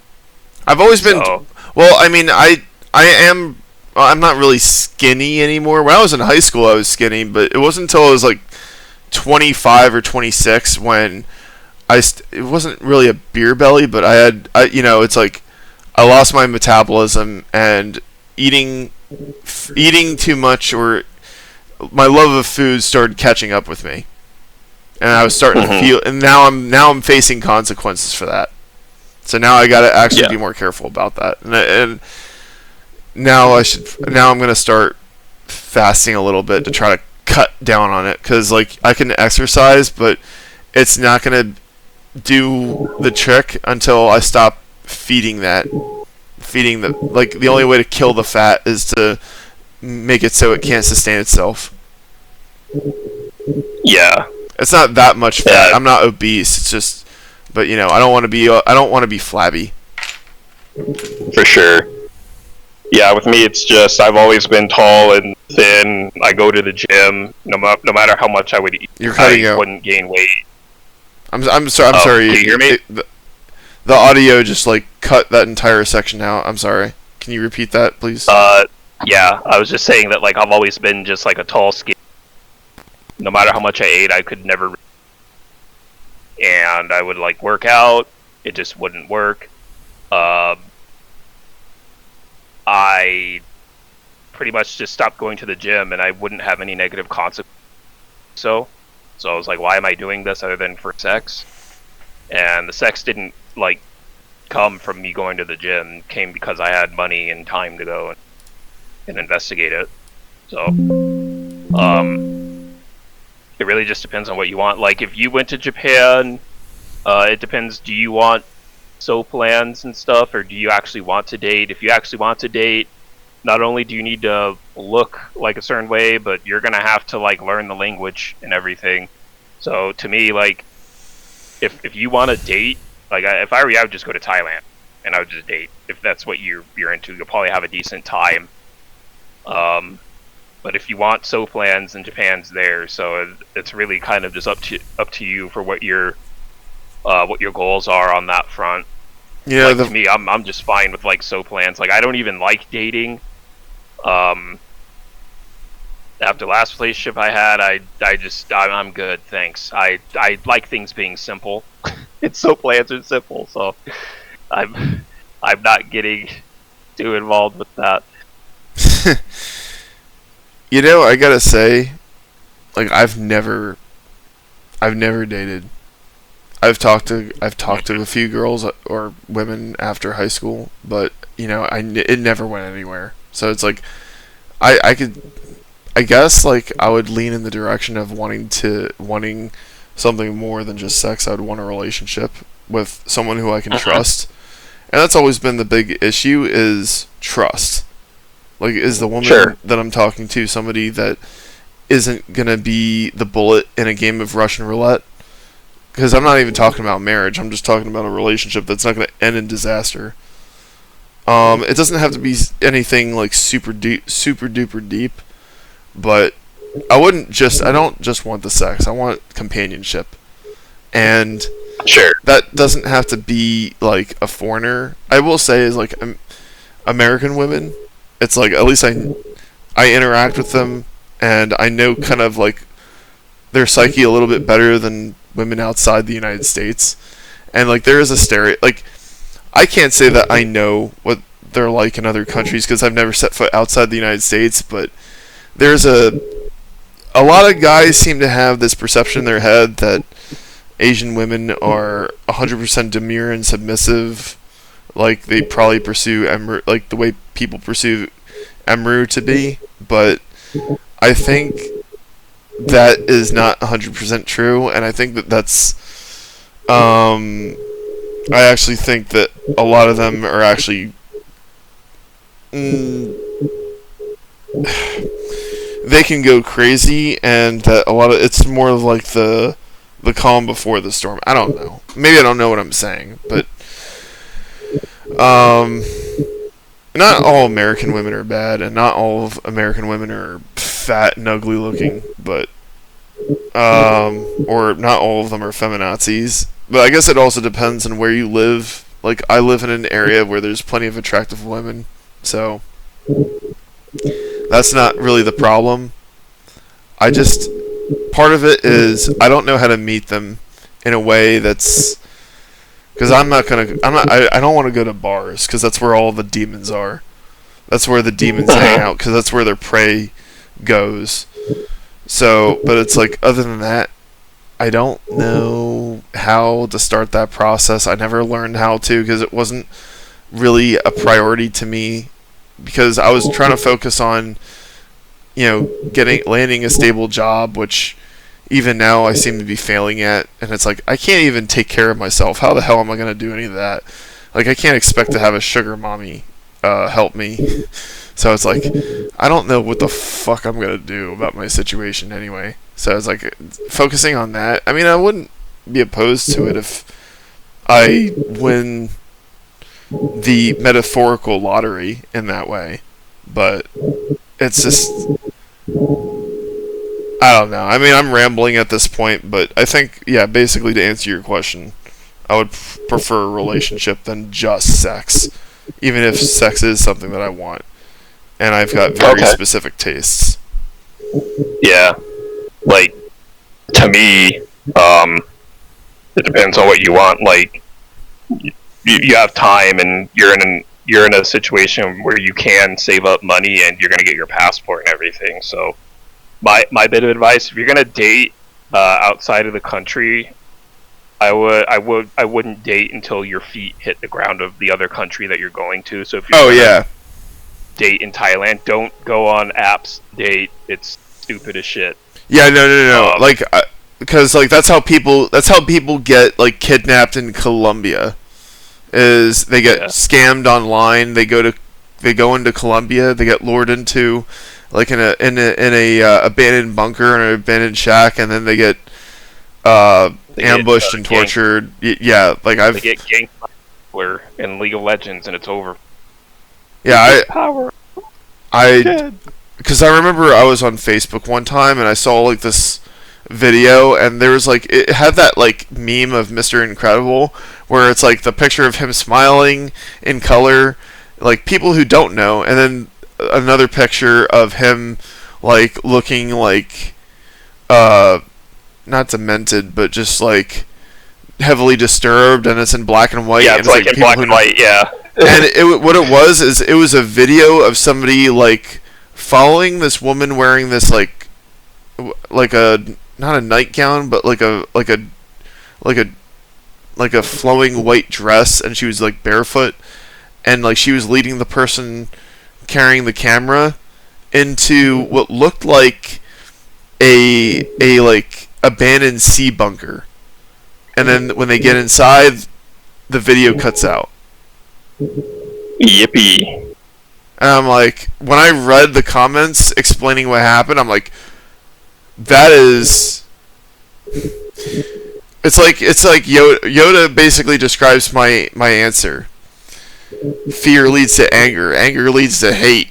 Because like I was like startled, and then I was infuriated, and I was like, why don't we just like carpet bomb these like degenerates? Yeah.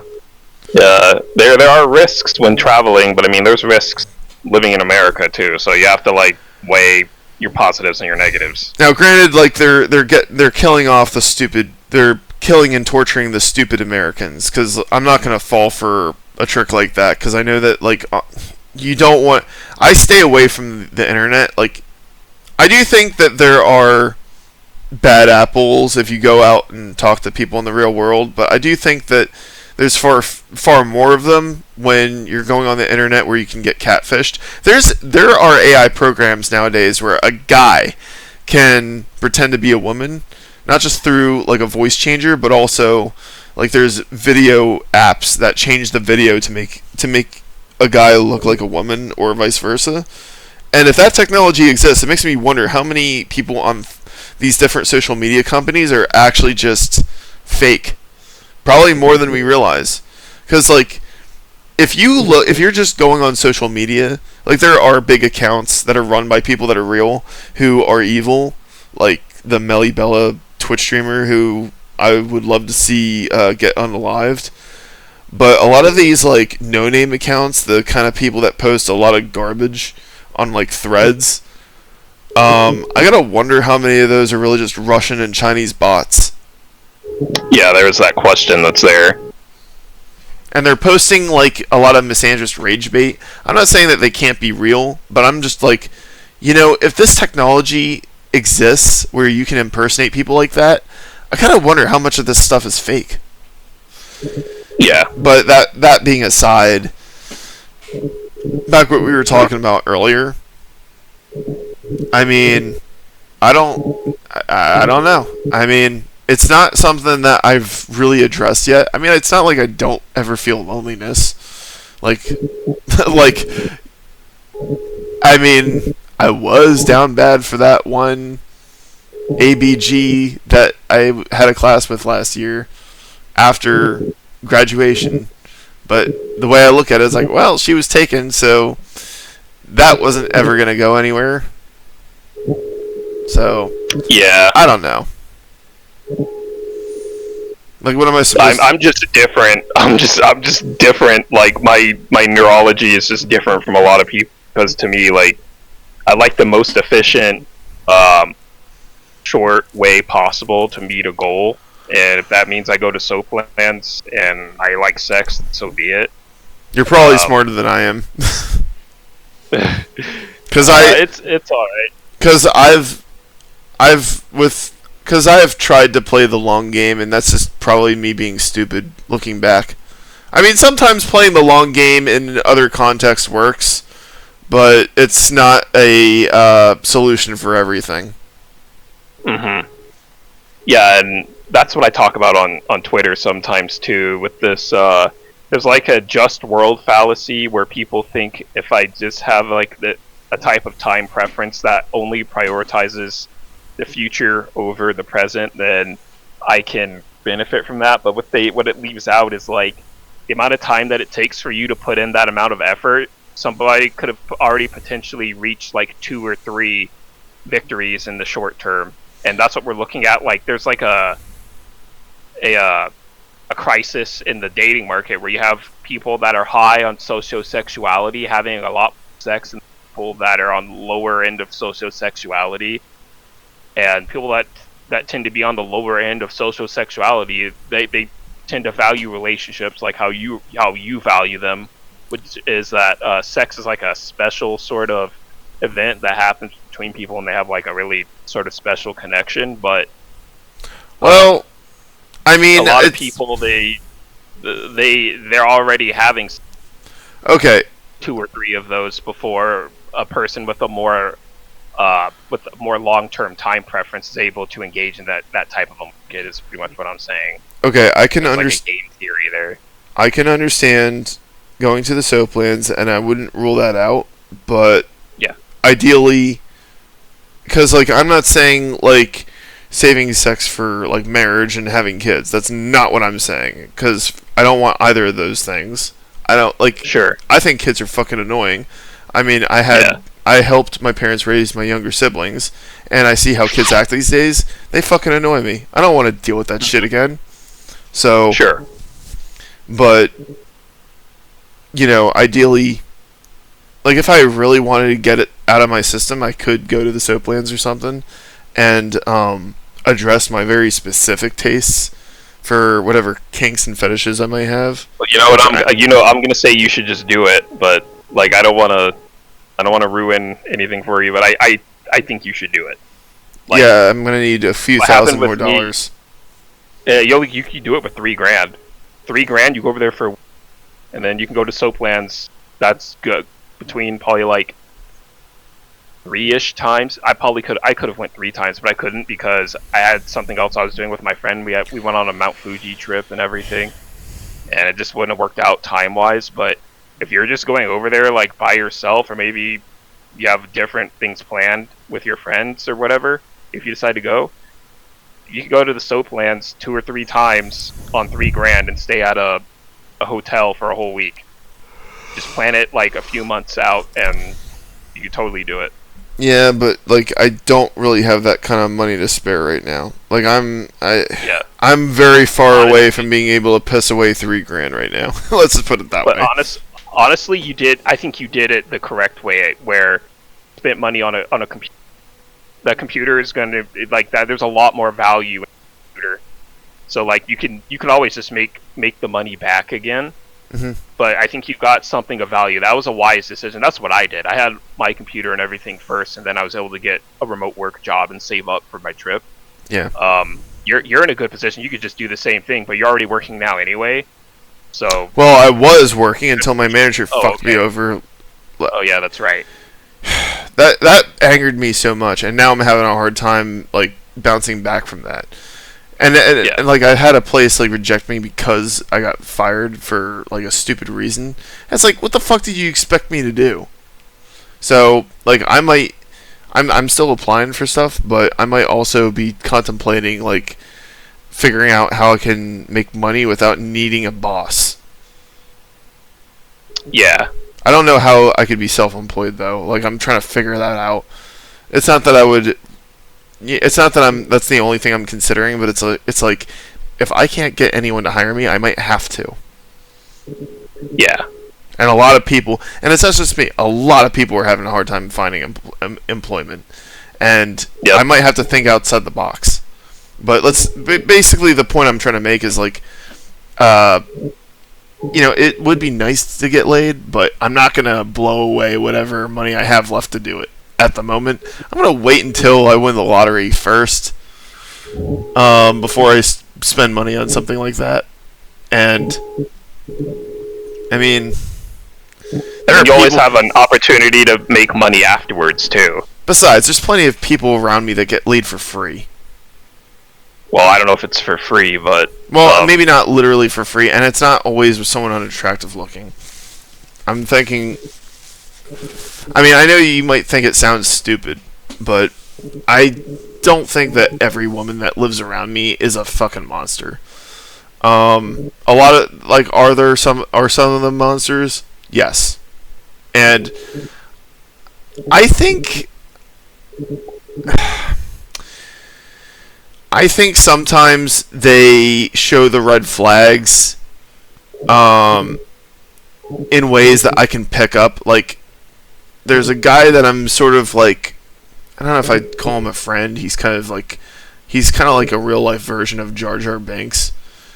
I know a guy who is like the epitome of desperation.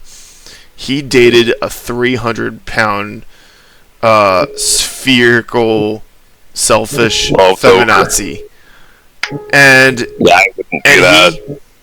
And apparently he broke up with her like 3 times before finally breaking up with her like for the final time back in December. And this guy is like so desperate that he would fuck a 300-pound obese. And I had met her in person, and she was like one of the most selfish people that I've ever met. Now the guy was incredibly stupid, but she was not. She was actually fairly intelligent, but very, very selfish. And he was like, apparently part of the reason why he stayed with her as long as he did for like 3 years is because he's so afraid of losing people in his life, and it's not exactly particularly difficult to manipulate him into screwing over his own best interests. Yeah, that's unfortunate. And I tried teaching this guy to have some self-respect, and he doesn't listen to me, and then he continues repeating the same mistakes over and over again. To the point where, like, I think back in August, like, he, like, tried to have a meetup with me again, and I'm like, yeah, no, I don't want to have anything to do with you if you're not going to listen to me. And he just groveled to me on the phone to, like, not cut ties with him. And I'm like, okay, I've got this demand, I got this demand, I got this demand. Because, like, I tried explaining to him what he was doing that was working against his own interests, and that didn't work. So I'm like, okay, well, what can I get out of you? And the answer was, he failed the test. The answer was a lot. I can't stand people like that, but I think also, like, some of these people that get screwed in bad relationships, like, some of these MGTOW types that make posts on the internet, you read their backstories, and a lot of them are fucking stupid. Now, it's just like, because like a lot of women who are selfish or bad people, usually they don't do a great job at hiding it, or they usually don't hide it. That's one of the reasons why I don't make it apparent to women who I'm interested in that I'm interested in them until like I observe their behavior for a certain amount of time. Because the ones who are bad, they usually show signs. If not early on, they'll usually fuck up and like go mask off about their true nature. before, if you just observe their behavior for long enough. And there are a few women out there who are not bad people who I know of. I don't know. But a lot of them are taken, so it's like, eh. The real problem for me is I don't know how to talk to women for that purpose. Or at least not ones that are, like, strangers. And I think a big part of it is the lack of, like, community, a lack of, like, social spaces where you can do that comfortably that is not a bar. The only times I've ever gone to a bar was when I was in local politics and I was with the Republicans. And so we had our own, like, reserve spaces, and we were like our own, like, little club, and we were all together. So, but the problem is those guys are trad cons, and I'm not really into that. So, I don't know. Yeah. All that I can really say is, like, your first time, whether you buy it or not, well, you're gonna end up paying for it in some way. I know. Your first time, whether it's at a Soaplands or not, we'll say it like that, it's gonna be great. For me, it was great. So, like, I'd recommend just rethink about your interests and what you want. If you want a relationship or if you want something more casual, like, I wouldn't let the perfect become the enemy of the good here. Not go and forego casual sex just because you might want that long-term benefit of a relationship. Sure. That's to me that's the error that I was making partially. Yeah, but like, yeah, but the question is like, is $3,000 a lot of money to you? Because that's like all the money that I have left, and I need to save that for a house. Well, that depends on your goal too. I don't have a goal of owning a house, so. Well, I do want to move out of my parents' house, and like, it's not that what you're suggesting. It's not like going to the Soaplands is not appealing to me, but my priorities are a little bit more long-term and substantial. And I mean, maybe I don't have anywhere near as much as I have now, but I really think it would be scary to lose all that I have left. Yeah, I wouldn't. You don't have to do that. If I were you, I would save up enough just so you go to Japan, you get $3,000, and you still have $2,000. Like, even when I went, like, it costed me $3,000. I still have some money, like, left over and everything. But I don't think $3,000 can be quite a bit. But to me, it was worth it though. Well, absolutely worth it. Okay, but like for me, it's not that big of a priority. Getting laid would be nice, but it's not that important to me. Like that's fine. I've got, and you're talking to someone who's never gotten laid. But right now, I'm trying to think of my material interests. Where it's like, what do I need the most right now? Like, it's kind of like that food pyramid of like, here are things that are nice to have. Here are foods that's junk food. Here are things that are nice to have, and here are the things that you really need. And it's like, sure, the things that are needs need to be fixed and addressed first, and then I can worry about the frills and other shit. The thing is that I didn't realize that the gravy train was gonna come to an end until this month. Yeah. So, and I was pretty pissed off when that happened, but yeah, until I'm no longer in the red, I'm gonna be very miserly. Let's put it that way. Yeah, for sure. But I mean, that makes sense. But I'm not opposed to like, going, touching. Well, I guess it wouldn't be touching grass because there's snow on the ground right now, but going out and talking and socializing with people and hoping that maybe, because like that's how I met a lot of people in my life, is by going to school or going to work and taking classes and stuff. Because like, where else are you gonna meet people? Then it's like, okay, well, do you have a hobby space that you commute to? Do you have like, because a lot of the times people meet people through happenstance. But of course, that's kind of a shot in the dark. But it's like that's how it's usually been done. And a lot of the women that I've had crushes on were people that I've met through happenstance. Now, of course, it never went anywhere, either because they were taken, or they had more red flags than a Chinese government building, or because they were taken. Yeah, but yeah, because like the girl I had a crush on in high school, she turned out to be a discount version of Amber Heard. I didn't have to learn. Yeah, I didn't have to learn that one myself. I learned that from the mistakes of people that I knew personally. And the thing that kills me is she didn't even look like an SJW. She looked normal, but I would eavesdrop on conversations and I would hear some fucked up shit. And then, but then it wasn't until I talked to people that I knew personally that it confirmed all the suspicions that I had. That's probably one of the things that motivated me to the MGTOW space in the first place, was just I wouldn't call it paranoia, but the me being aware of that and being very angry about it. Yeah. And since then, like, I think that was the only one that I had an interest in who was like a really bad person. Since then, like, one of them is just kind of one of them was somebody that I had no connection to IRL, and another one was somebody that I used to work with who I lost interest in, who also kind of had a few red flags here and there. But who knows? I guess if it really mattered to me, like, I could always, get into contact with her,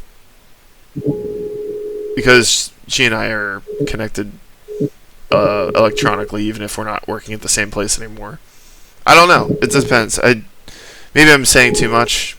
I don't know, but that's a thing that's the thing I'm probably gonna have to work out when the time comes.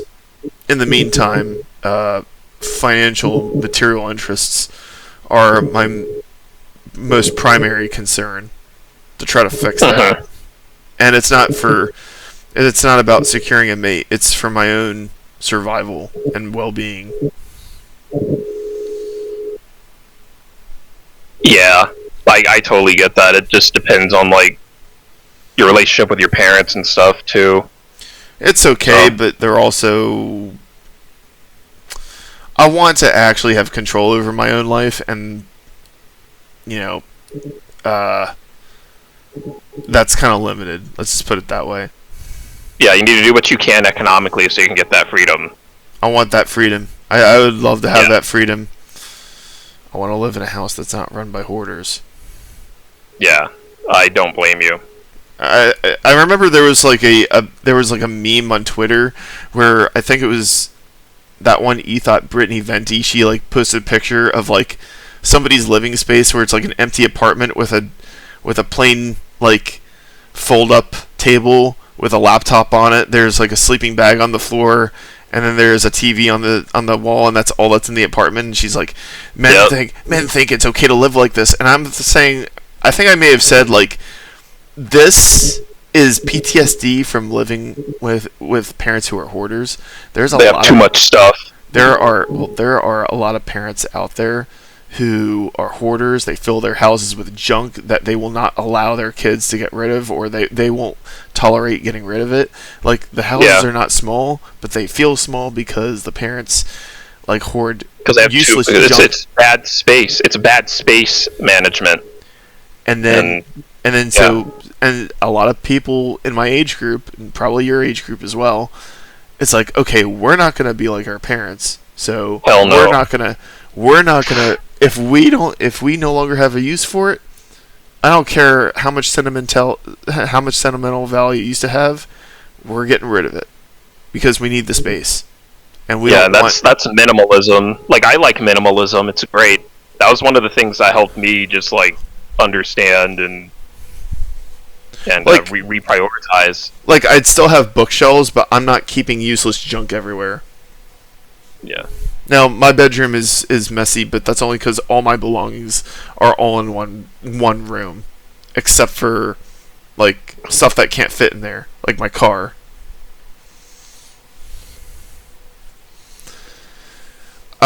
I don't know how many more topics you had in mind, but there's one. I think there's like one more that I. This is a topic that I have one more topic that we kind of already went over, but I kind of wanted to expand on it. Do you have anything else that you wanted to go over? Well, I don't know if you've seen the TV show Fallout. No, I haven't. I haven't been watching it. I think my dad watches it, but I'm gonna. I hate to disappoint you, but it's just not really. I haven't really just been interested in it. I've been playing a lot of. No, the show's dog shit, but like the games. Okay.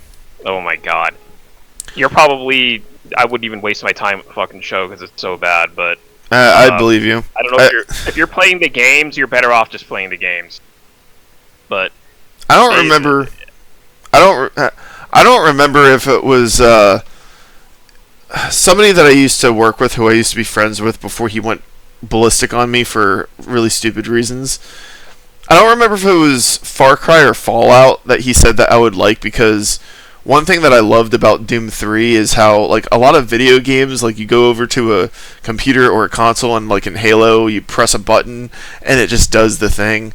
But in Doom 3, it's an actual interactive GUI. It's like, oh, you got a computer inside of a computer. Like, you're operating a computer, playing the game, and in the game, you're operating a computer where you click on buttons and it brings you to different screens and such.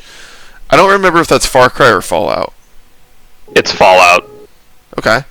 I guess you do that. You can like hack computers, and just how you described it is how the computers work in Fallout. But I don't think it really matters if you've never played the games. I'm not gonna really get into it because it's like it's mainly for people that played the games. Well, the show's not. The show's for tourist casual. I only played Fallout 4. I only played Fallout 76. Well, even then, it might not even be.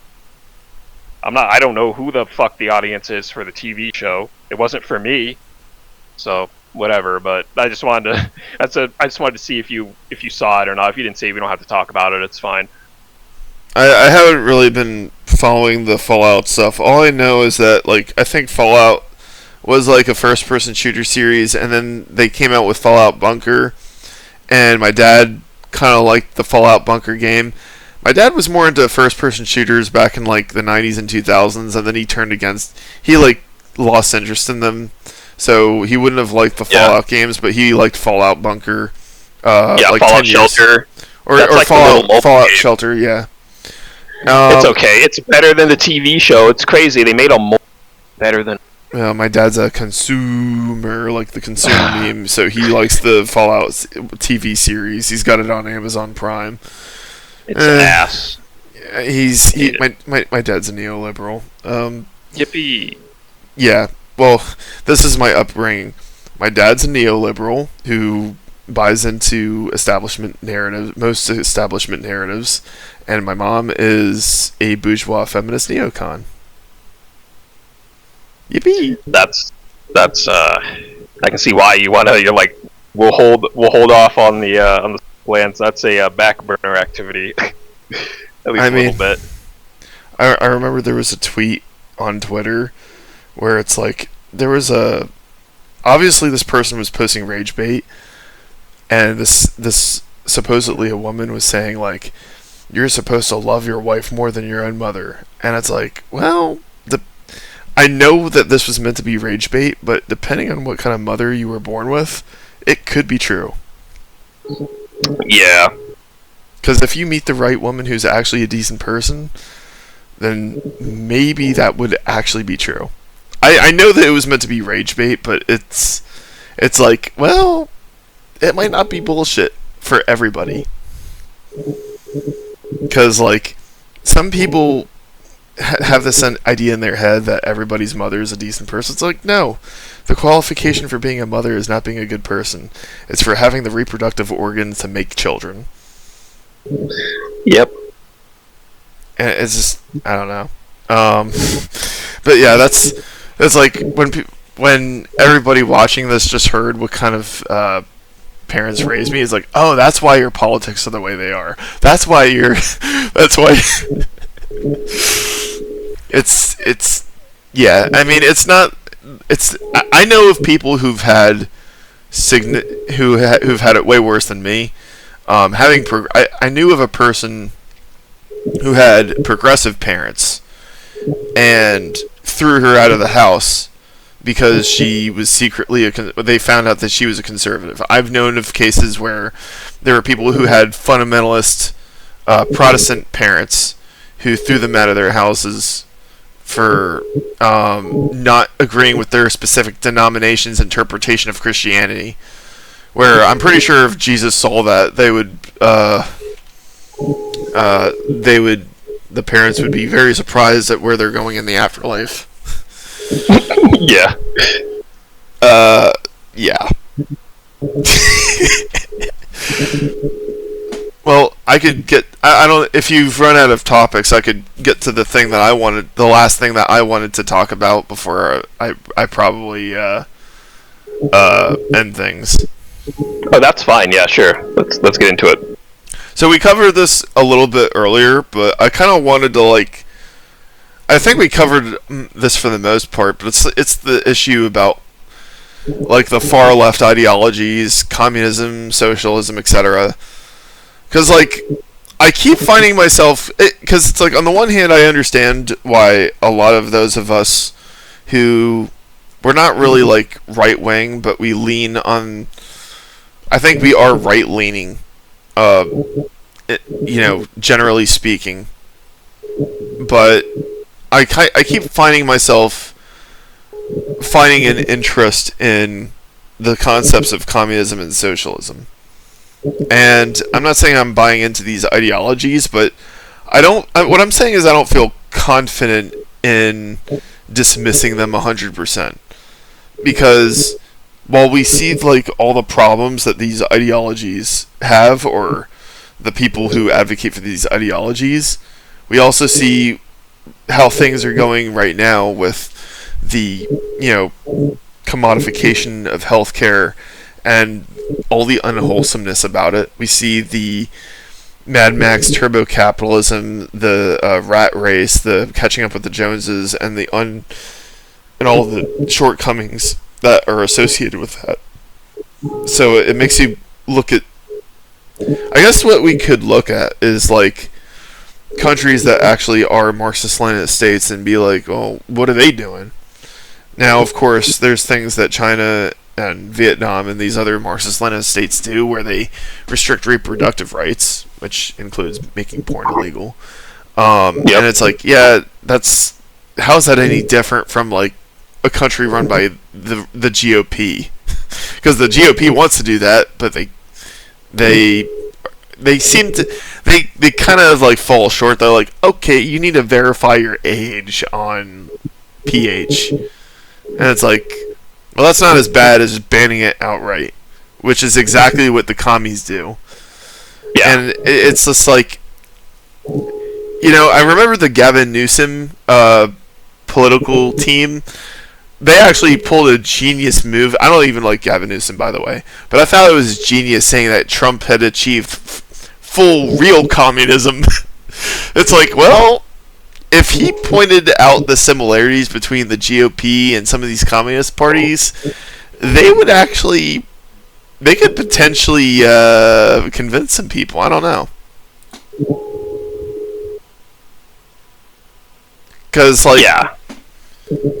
The restriction of reproductive rights, saying, we need to raise the population numbers. I could point out plenty of communist countries that did that. The most notable, we actually talked about, I think it was last year, when I talked about Nicolae Ceausescu in Romania. Because, before that discussion, it seemed like all you knew about him is, he wanted to ban abortion, and then that's the thing that got him violently overthrown. And I was there was a lot more to it than that. Let me tell you something. If you... I don't know how much it would take to provoke you, but if you lived in Bucharest, and you had your home leveled and you were forced out of your home and forced to live in a shitty hablock, you'd probably want to kill Nicolae Ceausescu. After both that and after he like forces you to have kids you don't want against your will at gunpoint because he decided, we need more wage slaves and cannon fodder. Yeah. It's just because like that element of collectivism is the thing that bothers me the most about communism.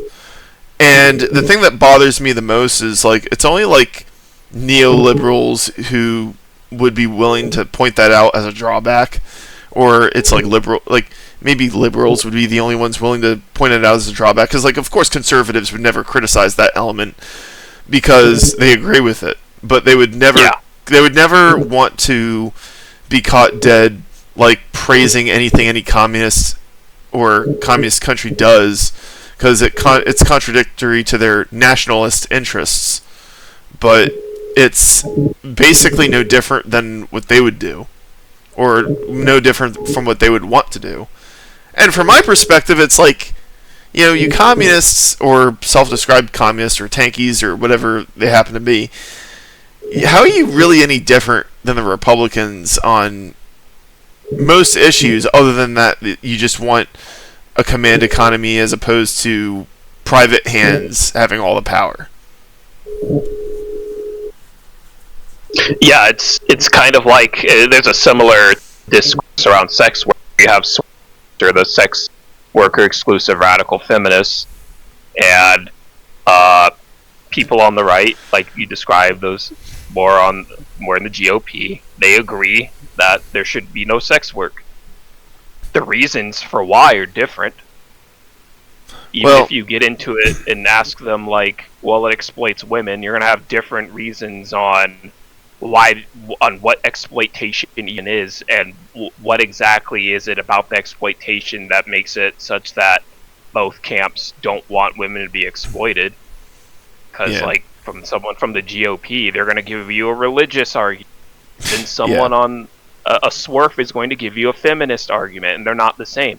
So to me, like the whole the type of collectivism that a communism would want is putting theory and Marxist critique of capital first, whereas a GOP sort of collectivism wants it to be more like a church. It's theology first, and there's a debate. I think it kind of comes down to a mix of like metaphysics and existentialism, which is what is the goal of humanity. And communism is going to give you a very different answer than Christianity. Well, I think to a degree, like if you actually read, you used to be a Protestant, so you probably know a little bit more than I would about what Jesus had actually said. But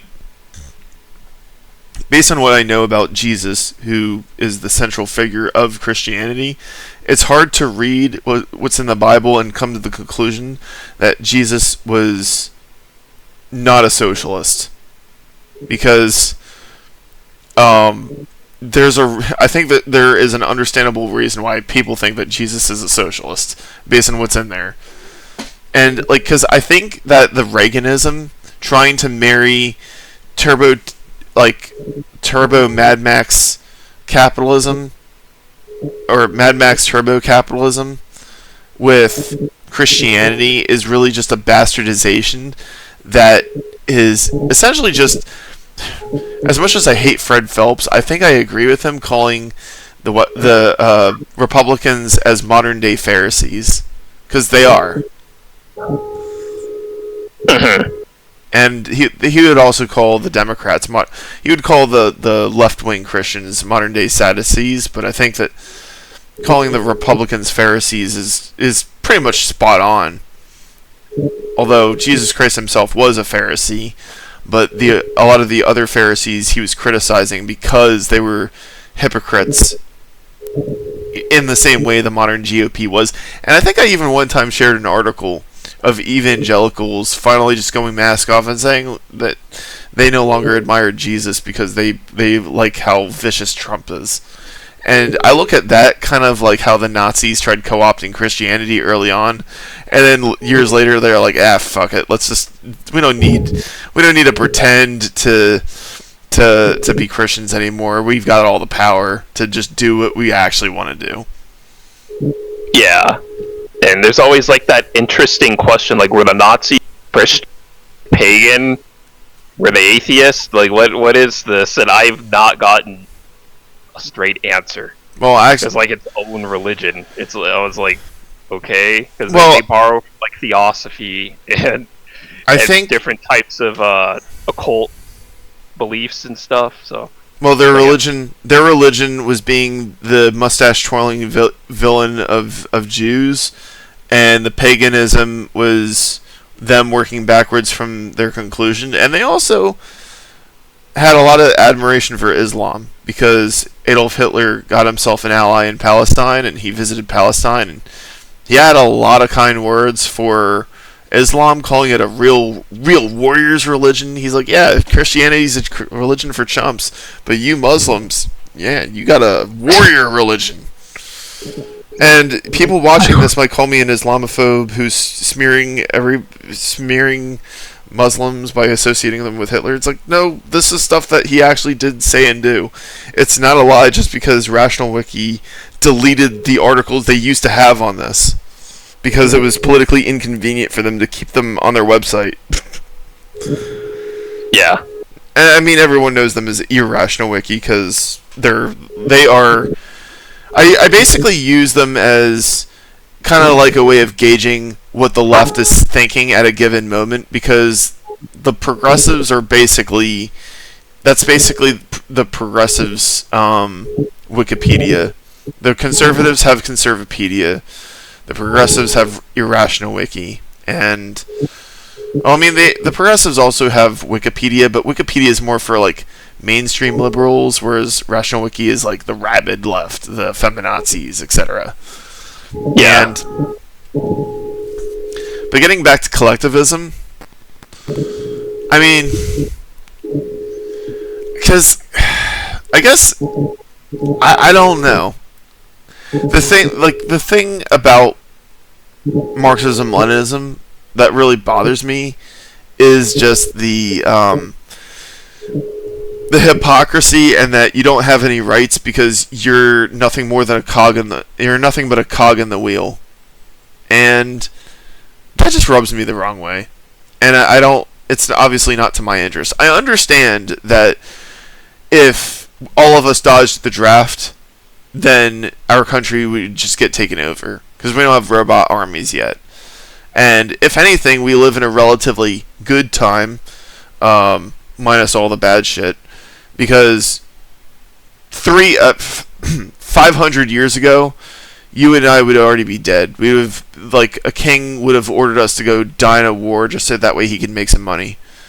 So it's not as bad as it could be, I guess. But I don't think that communism and socialism. Like, if I really wanted to live in a communist country, I could go and just move to Vietnam, Cuba, China, or Well, I can't choose North Korea, but then there's Laos.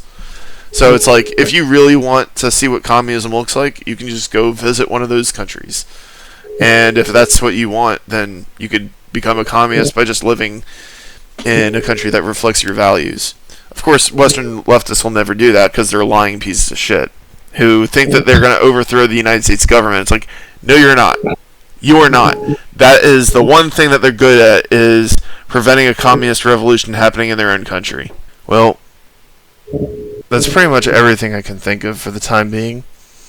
The issue that, of course, was the big issue that we wanted to talk about, I think we thoroughly got through it, based on what I know, because I don't know really about all the specifics that ICE has done. I do know that ICE is not exactly being run properly, but I don't know. I'm not going to oppose ICE's existence because I think that they should exist. Because I know that the progressives are hypocrites, but I kind of don't care if Trump loses also, because I don't know if he's really like. I don't know. I really just don't know yet. It's too early to tell, I guess. Yeah, I'm kind of in that same boat. Just I pretty much have no choice but to sit here and wait for all the available facts and watch what's going on. Really. Yeah.